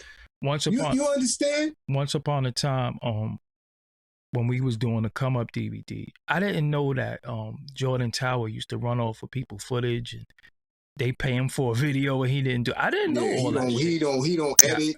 Yeah, I didn't know that shit. So before he was this fake DJ Academics dude on YouTube right now, he was a video director. He did a lot of videos, and I remember being out with him. People just run down on him. Yo, what up with my footage? And I used to be like, yo, fam, not while I'm here. You understand what I'm saying? Because I didn't know. Then after a while, when I started, yo, why people keep running up? I just be like, yo, man, give him his fucking footage. And that's when the separation started, truthfully, because I'm like, yo, nah, I can't be holding you down and you wrong, you running off with people's shit. You know what I'm saying? Like you running over people footage and not doing people videos. What are you doing that for? You know what I'm saying? And I remember one time we just had a big argument with him, like, yo, you wrong. You can't be doing that. You can't be, a nigga might have trapped all week, and at this time, he might have hustled all week and been in the spot to give you that $1,500 for that video. And you ain't give him nothing. You know what I'm saying? Like, you can't do that. So that's when, a lot of the separation started, when I seen the dude just wronging people. I can't stand on the side of wrong. You know what I'm saying? Because I'm not going to take somebody money and not do their service. You know what I'm saying? Even if I'm a little late, a little tardy, a little absent-minded, sometimes I tell people, yo, if I owe you promo, I ain't say fuck you. Yo, sometimes a lot of shit just happen. Just hit me. You know what I'm saying? Like, yo, where my shit? Oh, you know what?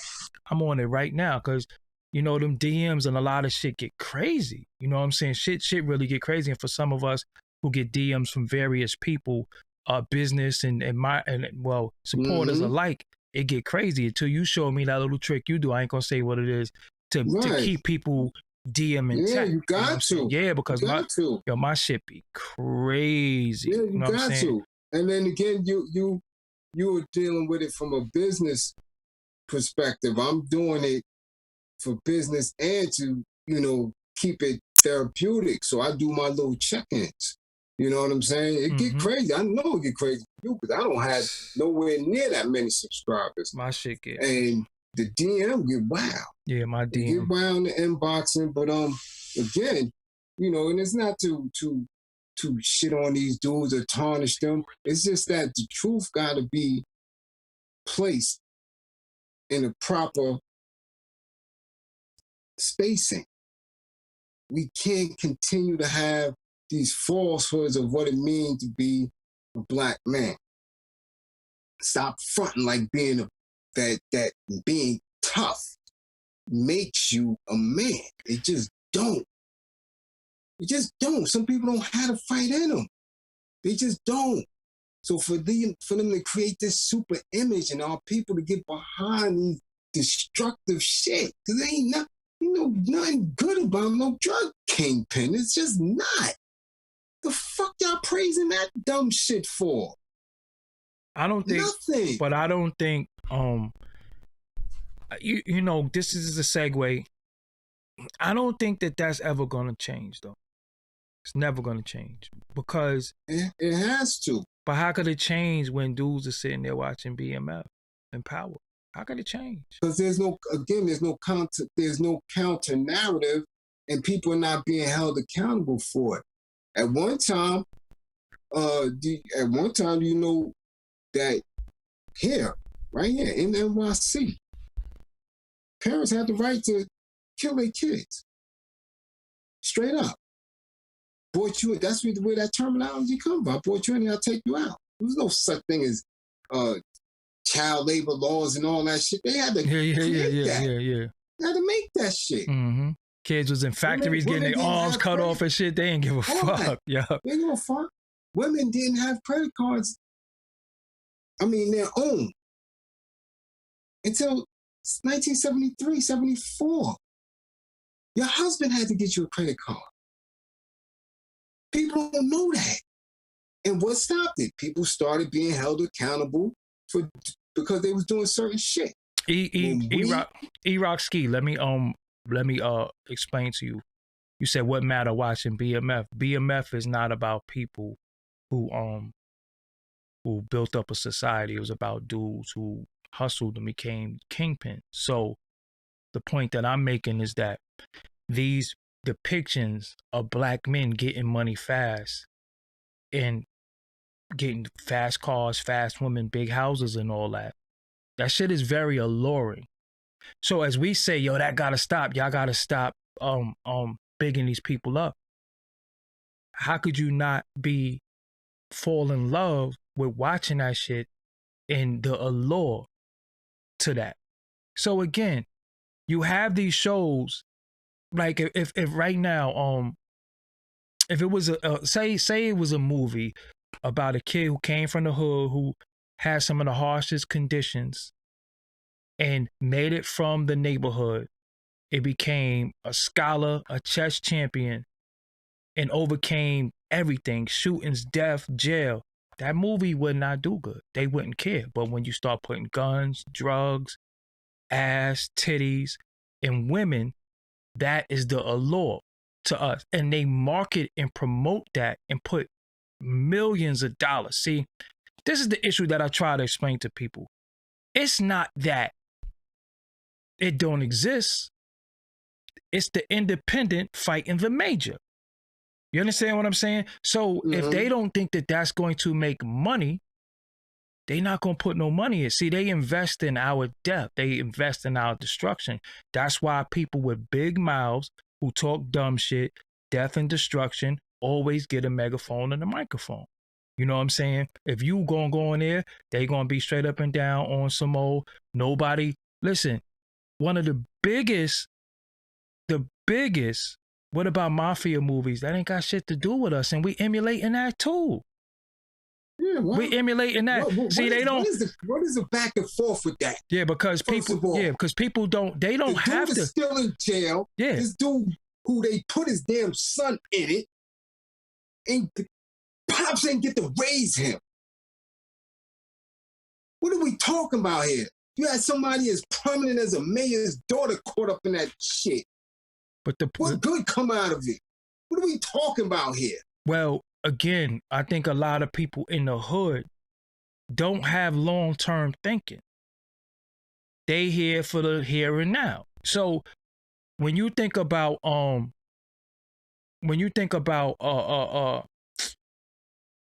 menace to society, we love Old Dog. You say, yo, I'm America's nightmare. No, they say, look at him, America's nightmare. Young, black, and just don't give a fuck. That was how we all wanted to emulate and be, because we was young, black, I'm with it, I'm about that action. But then you realize that, yo, who you was young, black, and not giving a fuck about was your own people. Because we was taught to hate each other. Then when you start getting a certain age, you get knowledge of self. You're like, yo, hold on now, I can't be doing this and doing that because that's the oppressor. You start learning, right? You start learning a little bit more. So what happens is, and also in the movie Menace to Society, he said, nobody want to hear that shit, Sharif. So you either Sharif or you Old Dog. You either, yo, nobody want to drink this poison. Stop drinking that poison. Or, yo, I shoot anybody. I don't give a fuck. And that's the paradigm that we're in. And that is the struggle. But when you don't have, and I keep telling people, and I don't think people are getting it. We keep saying, oh, you don't have to. Listen, we're talking about people who have nothing. Absolutely nothing. If you give a dude one Vienna sausage, that's food. To us, to me, that could afford other things, that's not food to me. That's garbage. But you're talking to starving people and you give them a Vienna sausage as food. People will sit there and eat a can of sardines. Yeah. Like I said, I don't get, I see too much ignorant nigga shit all day during my work. We want to come online and try to explain to somebody who evidently watched this on a regular basis for me to have to sit down and break down and articulate. But you had to whether come. Or not. But you had to come into that though, right? Who? You had to. You was born into something where you're supposed to have knowledge of self, right? You had knowledge of self, right? But it was a time that you partook in criminal activity. Why was that? It was a time that I was Old Dog to the 10th degree. Why was that? So I can recognize and appreciate that. So why was that? That nigga in that chat ain't never been no meat. I'm not talking about, yeah, but why was you Old Dog though? Because I had an anger issue. Okay, so now we're dealing with people. You had an anger issue. So he got a hustling issue? No, they don't have anything. They don't have shit. A lot of people. So then why the fuck he in the chat commenting like that? Because trying to dispel the bill when we're elevating our people. Because again, we dealing with people that operate off of slow gases sometimes, and they always. You got to remember, bro. A lot of people just argue because they want to get they just argue for argument's sake. People argue because they got a mouth. Me, when people are talking, I was just on Clubhouse, right? And there was this girl. I don't know how I just got into this chat, and she was like, "I'm a proud Afro-Latina." I said, "Yo, there's no such thing as an Afro-Latina." She said, "Yeah, yo, you can't tell me." Well, I said, "So what's a Latina?" It's Latin American country. I said, "Where's Latin America on the map?" There's no such thing as a Latina. There's no such thing. Just like there's no such thing as an African American. That's the term that was made. You understand what I'm saying? Because you can't be an African American. We might be African by descent, but how far back through the Africa? Where's the African left in us? Seriously. Where's the American? You American, but you American because of your birthplace. That's what make you an American. And if your birthplace is false, the shit ain't America, then what are you? But it is America, though. But we're born in America, Fuck right? out of here. So what is this? We done figured out, research it. We could rename it. They've renamed it. We could rename it. The point I'm making is that when you go and you fill out that application for something, right, you gonna put African American. Where the fuck is the African left in us Black Americans? And then we got black, then we got all these terms, and then said, "I'm a proud Afro-Latina." You should have heard her. She had a little fucking accent and all that. So I said Latina comes from Latin that comprise of French, Spanish, and Italian. There's no such thing as a Latina. Afro-Latina is a fucking oxymoron. It's either you African or you not. Straight up and down. That's why some people will just say, "Yo, I'm fucking African." If some black people say I'm African, they don't subscribe to African American. Yo, I'm an African. Even if they was born here. Because it doesn't make any sense. The shit is an oxymoron. You don't see nobody saying, "Yo, I'm a German Russian." Either you was born in Germany or you was born in Russia. Where was you born at? And some of them could actually trace their lineage. Many of us can't. So how you saying you are African American? You know what I'm saying? It doesn't make any sense. You know what I'm saying? Right. It doesn't make any sense. So is that nigga a hustler? Probably not. You said Haitians are Latino. How is Haitians Latinos though? What? Haitians are more French than they are Latinos. But again, there's no such thing as a Latino. Latin is a language. How did the language become a people? Why do black Spanish-speaking people call themselves Afro-Latina? It just doesn't make any sense to me. It's a fucking language. It is a language. There's no such thing as a Latino or There's no such thing as a Latino or Latina. There's no such thing. It's fucking language. It's something made up. It just doesn't make any sense. You know what I'm saying? Where's Latin at? Where's Latin on the map? Yo, with Latin American countries. Where the fuck is Latin America at? Oh, that's this, that, and that. So show me the map where it says Latin America. Or did somebody just name all that shit? Right. So again, it's a difference between race and nationality too. But people, it's so much. Colonizers named. Yeah, they named us all this shit. You know what I'm saying? They name us all that shit, and they British West Indies. Yeah, exactly. Yeah, exactly. The U.S. Virgin Islands. Right. When you're dealing with people who don't understand because they don't get the concept in their head that we don't need nothing from these people. That's why I keep saying that. We don't need nothing from them. Name, language, nothing. Get out of that mindset. So Mr. BMF, since you don't know what's wrong with it, I hope we done gave you some clarity. Stop being a hustler. I already gave the description. Y'all don't want me to do it again? If y'all didn't get it, I gave it up. See, I didn't do it here. And give a breakdown of what hustling is. Since you want to take on Latin, since you want to take on American, since you want to take on everything that your oppressor gave you, take on the true description of hustling and what hustling means, right? Here we go. Once again, hustling, right? Straight off of the internet. They can't see that shit because it's up the screen. Well, but go ahead, though. They know what it is. Contrary to popular belief, hustling typically describes selling yourself for sex, aka prostitution, where a female who has sex for money is just called a whore. A male who has sex for money is called hustler.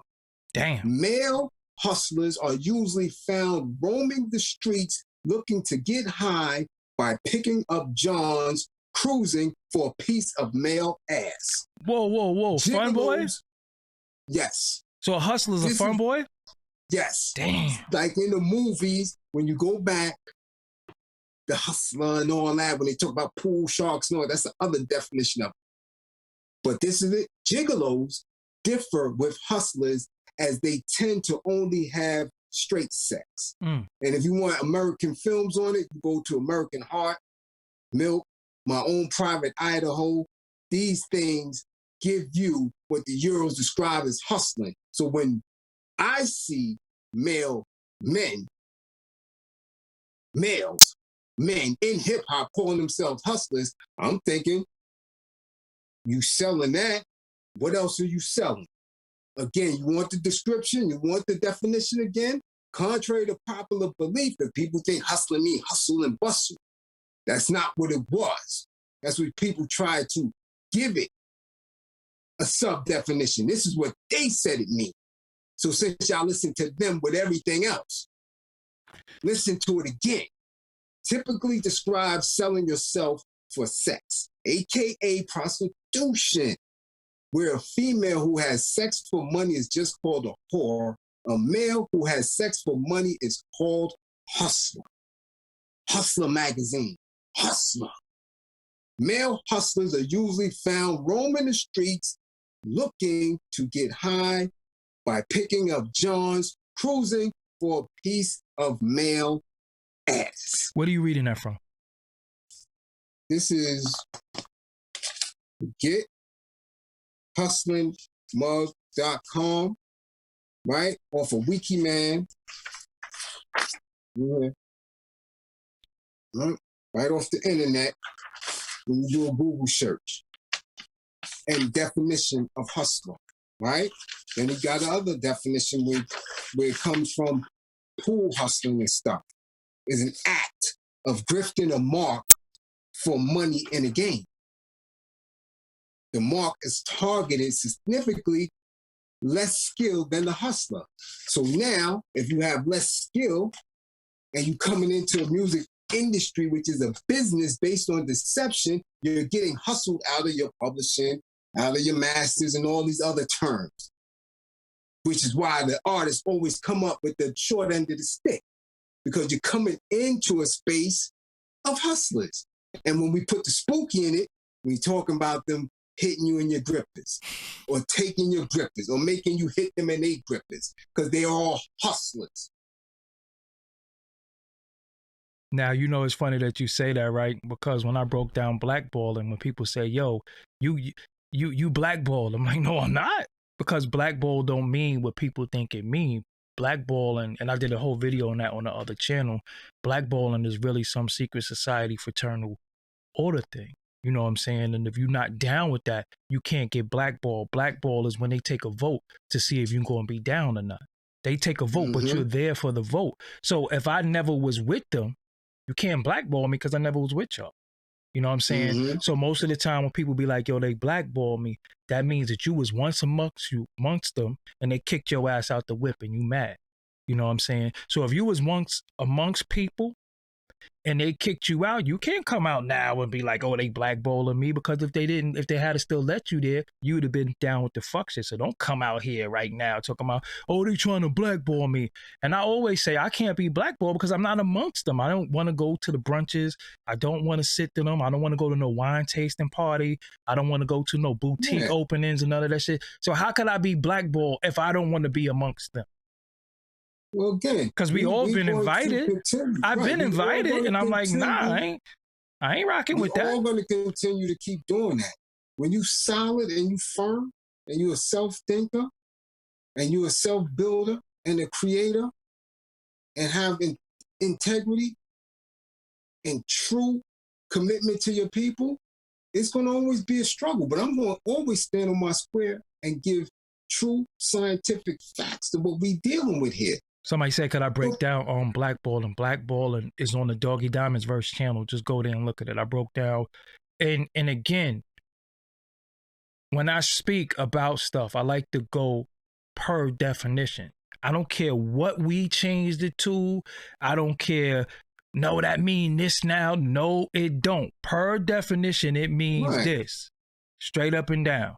That's why I said, bitch, when I call somebody a bitch, it's not a gender thing. A bitch is a female dog, so none of us is a bitch. And a woman can't be a bitch because they not a dog.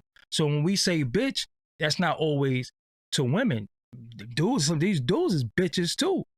You know what I'm saying? So it ain't like, yo, you a bitch. Because if I say, yo, what y'all bitches doing? And it's a crowd of women, the first person to hit dog hollers. So the first person that turn around and say, yo, I ain't no bitch. I wasn't talking about you.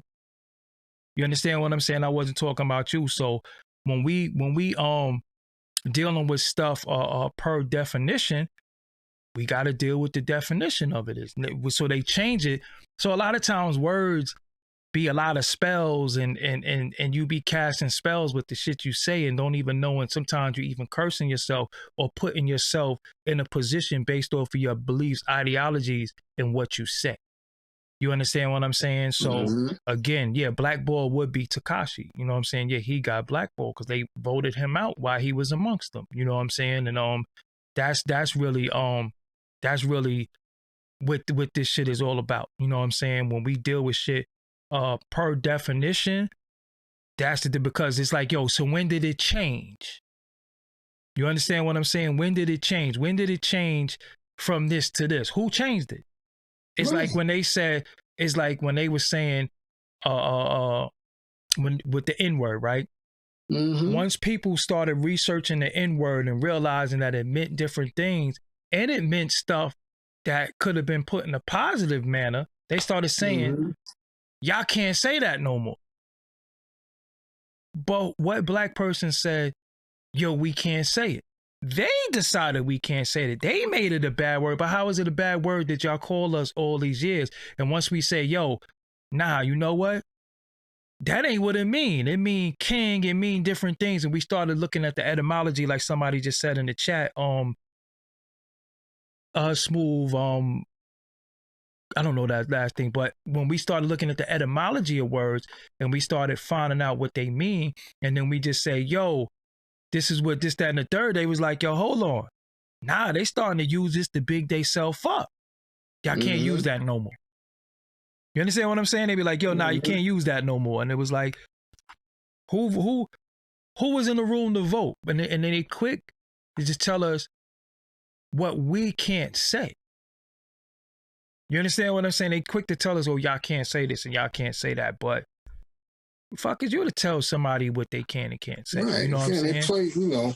But it's a lot of word, in closing, it's a lot of word games that get played, that you're saying certain words that you honestly don't even really know what it mean. And they telling you that it mean this, but it really don't. You froze? I think you froze. Did you freeze? Are you still here? Yeah, he froze. All right, so, I mean, that was pretty much it anyway. He's about to get up out of here. He froze, so I'm going to sign him out. But, yeah, it is what it is. Shout out to everybody who joined today. Shout out to, yeah, because, you know, it's funny. A lot of Latinos say nigga more than us. Oh, my God. Like, you see one of them, you ever be around them? But the late Paul Mooney said, listen, everybody want to be a nigga, but nobody want to be a nigga. You know what I'm saying? So they'll use that word and then be like, but I ain't black. So to y'all, nigga don't mean black. You know what I'm saying? So that's why even when Spanish speaking people be like, you Morena and all that, don't call me none of that shit.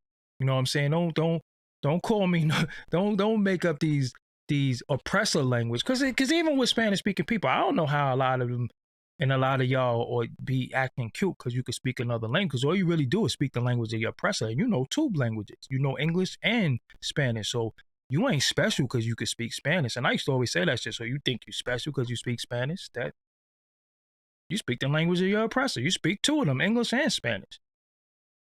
Don't try to sit around and have a whole conversation about me, thinking you shitting on me, talking in another language when you talking the language of your oppressor. So cut it out. Don't, that ain't cute. You ain't nobody special. You know what I'm saying? Like, oh, you shitted on me. You speak the language of your oppressor. That shit ain't cute. You a clown. You know what I'm saying? What is your original language? You know what I'm saying? And what is, you said in my mix, what is looking mixed? What is mixed? I don't know what mix is. I think, ain't we all mixed? You saying, what's my background? I could show you a picture of my mother and father. You know what I'm saying? I could show you a picture of my mother and father. So at the same time, when you light skin, you automatically got to be mixed, or you automatically got to have some white in you. And that's not true, because I could show you some tribes in places on the continent of Africa where they got blonde hair and blue eyes. They got blonde hair and blue eyes. You know what I'm saying? So again, that's what happens with us. But they taught us that. They taught us that I never said I'm Dominican. I never said I'm none of that. I never said none of that. But they taught us, oh, if you this, you got to be mixed. And I had a female at one time. She was a mulatto. See, you said, do I got Latin in me? Latin is a language. See, I just broke that down. You know what I'm saying? I just broke that down. It was a female whose mother was white, and she said, we here because we mulattoes, and talk about me. I'm like, fuck, am I mulatto? You know what I'm saying? Like, my mother ain't white, and my daddy ain't white. You understand what I'm saying? So again, we have to stop falling into these stereotypes that they put on us. You know what I'm saying? Where we saying, oh, you got to be mixed, or look at your hair texture and all that, or this, you got to have this, you got to have that. That's just not, that's not true. Matter, I could show y'all right now. I can show y'all right now, because anything that I say to y'all, I'm just not going to just pull it out of a hat.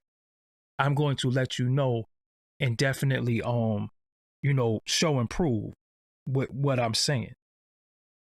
You know what I'm saying? So I'll type, oh, what am I doing? Why am I going on my phone? I'll go on the computer really quick. Hold on 1 second. Go on 1 second. Even Aborigines in Australia. Look how they look. Hold on 1 second.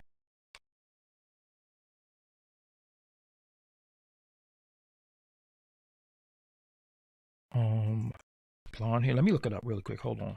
Blonde hair. Blue eyes, African. Let me show you something. See? Look at these people. Look at their eyes. Look at their hair. It's in Nigeria.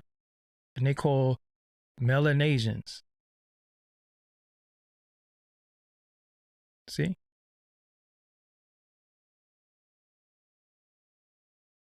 So based off their hair and their eyes, you would say, you can't be fully black because black people don't have this. And even when some black women put,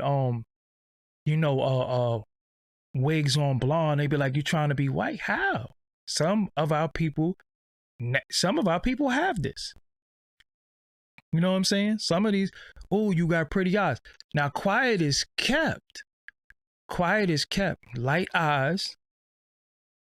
Light eyes. I'm going to come back on camera really quick. Hold on. Quiet is kept. Light eyes, freckles, and dimples are really a birth defect. I don't know if y'all know that. Light eyes, freckles, and dimples are really a birth defect. So When you see, you see people like, damn, she got dimples and all that. It's really, really a birth defect. A lot of people don't know that though.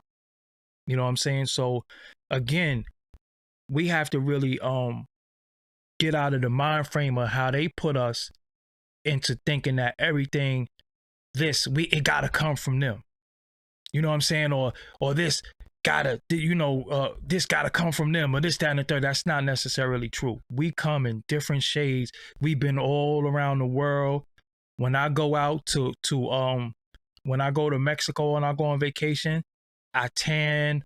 I don't burn up in the sun. You know what I'm saying? I don't get sunburn. I don't get none of that stuff. I tan just like everybody else. I don't burn in the sun. I could go in the sun. You know what I'm saying? But with me, just the way people got teased for being dark skinned, I always got teased for being light skinned, because when you say you black, people are like, you can't be fully black, you mixed. But who told you that though? Like, who told you that?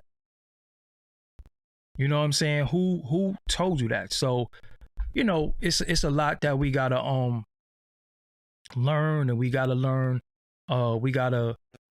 do a lot of research. And before we start talking to each other, naming each other, and saying crazy stuff about one another, we got to know what we're talking about, because most of the information that we get come from the oppressor and the enemy anyway.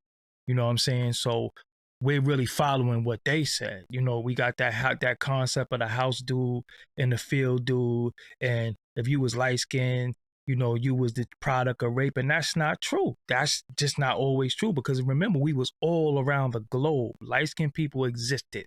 You know what I'm saying? Light-skinned. Now, in certain instances, yeah, the oppressors, but shit, look how old I am. I'm not, my family I'm like one of the lightest people in my whole family. It's not even a lot of us. You know what I'm saying? Everybody in my family is dark, but 2 black people can make a white baby, but 2 white people can't make a black baby. It's just true. You know what I'm saying? It's just the truth. So, homie, you want to keep calling me them dumb names and all that shit. I don't know if you're trying to be funny, but I just don't play with certain shit. You know what I'm saying? And I'm gonna be real with y'all. I don't be wanting to block y'all. I don't be wanting to go crazy. I don't be wanting to do all that shit. But it's just a certain way I just don't play. Now, if you're gonna be funny, be funny. Funny shit, I don't mind. But when I deem it disrespectful, I just get you out of here, because I'm not here for no disrespect. You know what I'm saying? Seriously. So if you're going to call me anything outside of my name, I'm just asking you not to do that, because y'all be having a real problem. When I block people, y'all go group up in other chats and group up on other channels, but you be disrespectful, and I'm just asking you, don't do that shit. You know what I'm saying? No, Drake mother is white. It's a difference. You know what I'm saying? I don't have a white parent. You know what I'm saying? But again, all that calling me out my name and calling me shit, trying to be funny, I just don't play like that. You know what I'm saying? And then when I go ballistic, people be like, yo, you always bugging, you mad. Nah, people be fucking with me. I'm just not, I don't play like that. It's just a certain way I don't play with people, because I just don't play with people. You know what I'm saying? I just don't play with people. You know what I'm saying? I say shit in jest. I have fun, but I don't play. And for some reason, people think playing is, I don't get it. You know what I'm saying? I'm sitting here being dead ass serious about something, and you playing. You know what I'm saying? Like, and there's no such thing. You said, brown girl, you said his mother is Jewish. There's no such thing as his mother being Jewish, because Jewish is not a race. Jewish is a Abrahamic faith. You know what I'm saying? So even him saying, even people saying his mother is Jewish, there's no such thing as a Jewish person. Straight up and down. That's like saying, yo, you a Muslim. There's no such thing as what are you? You know what I'm saying? You're not your religion. What are you? So people just be like, yo, they're Jewish. So they not white? What the fuck? So they not white? You know what I'm saying? So that always confused me too. So they're not white? You know, so, and we the real Jews anyway. You know what I'm saying? But anyway, Yeah, his mother's Caucasian. Straight up, you know. You have to disagree, Abdul. Break it down really quick before I go. You say you have to disagree. I want to hear your disagreement.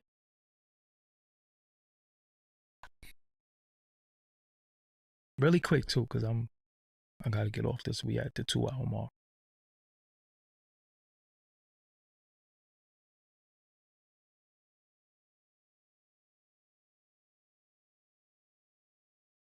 All right, Abdul. It's like even in WW2, Jews are different from white people. How? You just said that, but that was a blanket statement. How? How?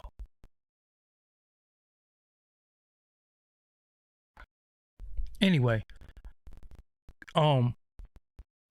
it's like when you think about WW2 and they were getting rid of them, you know, they was doing those people dirty out there, right? They was doing them people dirty out there. That was they people. They had the Wrinklesteins and all that, just like the German. What? All right. This gonna sound crazy, but this is common sense. Frankenstein. What that sound like to you? Seriously. Frankenstein.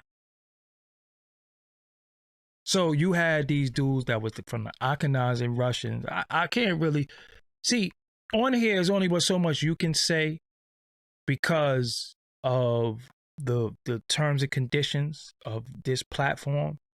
So I'm not going to say too much, but when you really think about it, they were doing shit to their own people. That was their people. That you know what I'm saying? That was their people. So when you be like they were doing something to such and such, that was their people. So how were they different? It was the same people. You know, anyway. Yeah, because some Lex Play says, so Sammy Davis Jr. was one of them. Geraldo was one of them. Whoopi Goldberg is one of them. Think about it. Whoopi Goldberg is one of them. Geraldo was one of them. Sammy Davis Jr. is one of them. Make it make sense. Make it make sense. So when y'all say that it's a race, Whoopi Goldberg? Whoopi Goldberg is one of them? Make it make sense. See, sometimes it's not about a doctrine or system of belief. It's just common sense sometimes. It's asking common sense questions. So if they are race, what is Whoopi Goldberg? What is Geraldo Rivera? What is Sammy Davis Jr.? They consider themselves to be this. These people converted to their religion. Like I said in the first place, it's no such thing as a race and religion at the same time. Come on, man. So Arab is a race? It doesn't make any. You're not making no sense. Anyway. Woo. God damn. Sometimes you gotta know when to hold them and when to fold them. And sometimes you gotta know when to say, I'm out of this bitch. Cause common sense ain't that common. And Sean was one of them too. Sean is a part of the race and the religion. Make it make sense. It's not a race. Anyway. Y'all enjoy the rest of y'all night, man. Thank y'all for tuning in tonight. I don't want to get into J.A. Rogers tonight. See, one thing that y'all don't know is that sometimes y'all not, well, many of you do know, but you're not dealing with the average person. I am a person who read and studied a lot. I don't shoot from the hip. I don't deal with giving information based off of how I feel.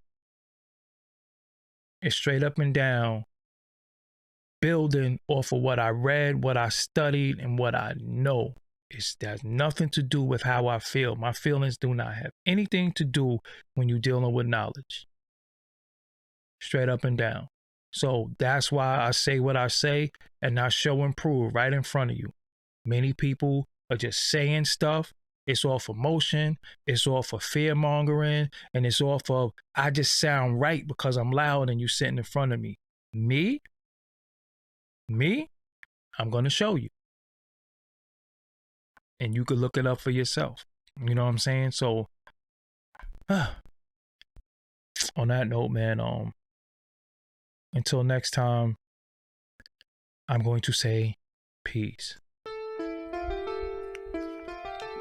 So I hope y'all enjoy the rest of your night. Tomorrow's Friday. Have a good Friday. Be safe.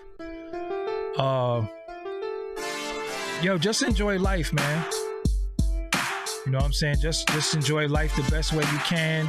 It's a lot going on a day in and day out. You know what I'm saying? And this shit is tough. So everybody has different studies. There's only one. Whoa. Before I go anywhere, stop the music. Everybody has different study. It's only one study. Everybody has different understanding. But it's only one study.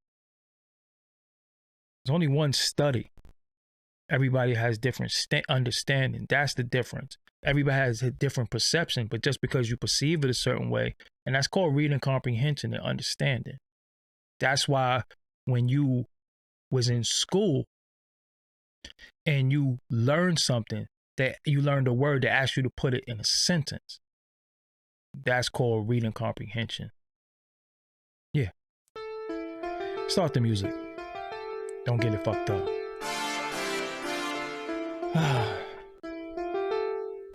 Follow me on Instagram too. At Doggie Diamonds. Hold up, I did a different beat. I started with a different beat today. Why am I starting with this beat? Hold on.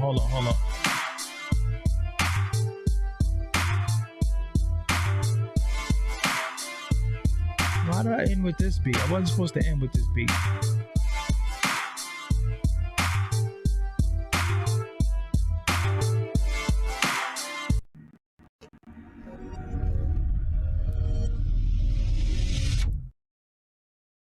I can't find the other beat. I don't know where it's at. Where would that beat be? Hold on. It was this beat this one. Okay, here we go. Alright. There we go. This is the other beat that I started the show with. So I just wanted to end it with this show. I gotta name it so I know exactly what it is. Okay. Okay. Here we go. This is the other beat.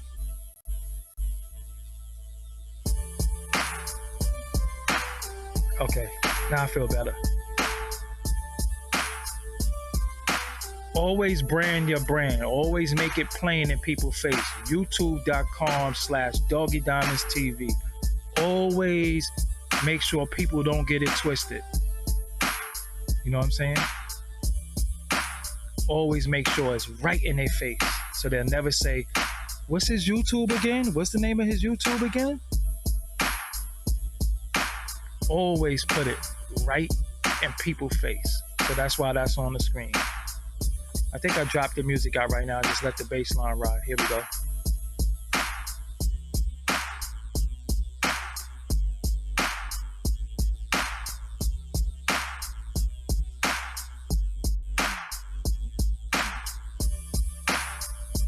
Yeah, so all right, now I'm out for real this time. Brandon is everything. Like this.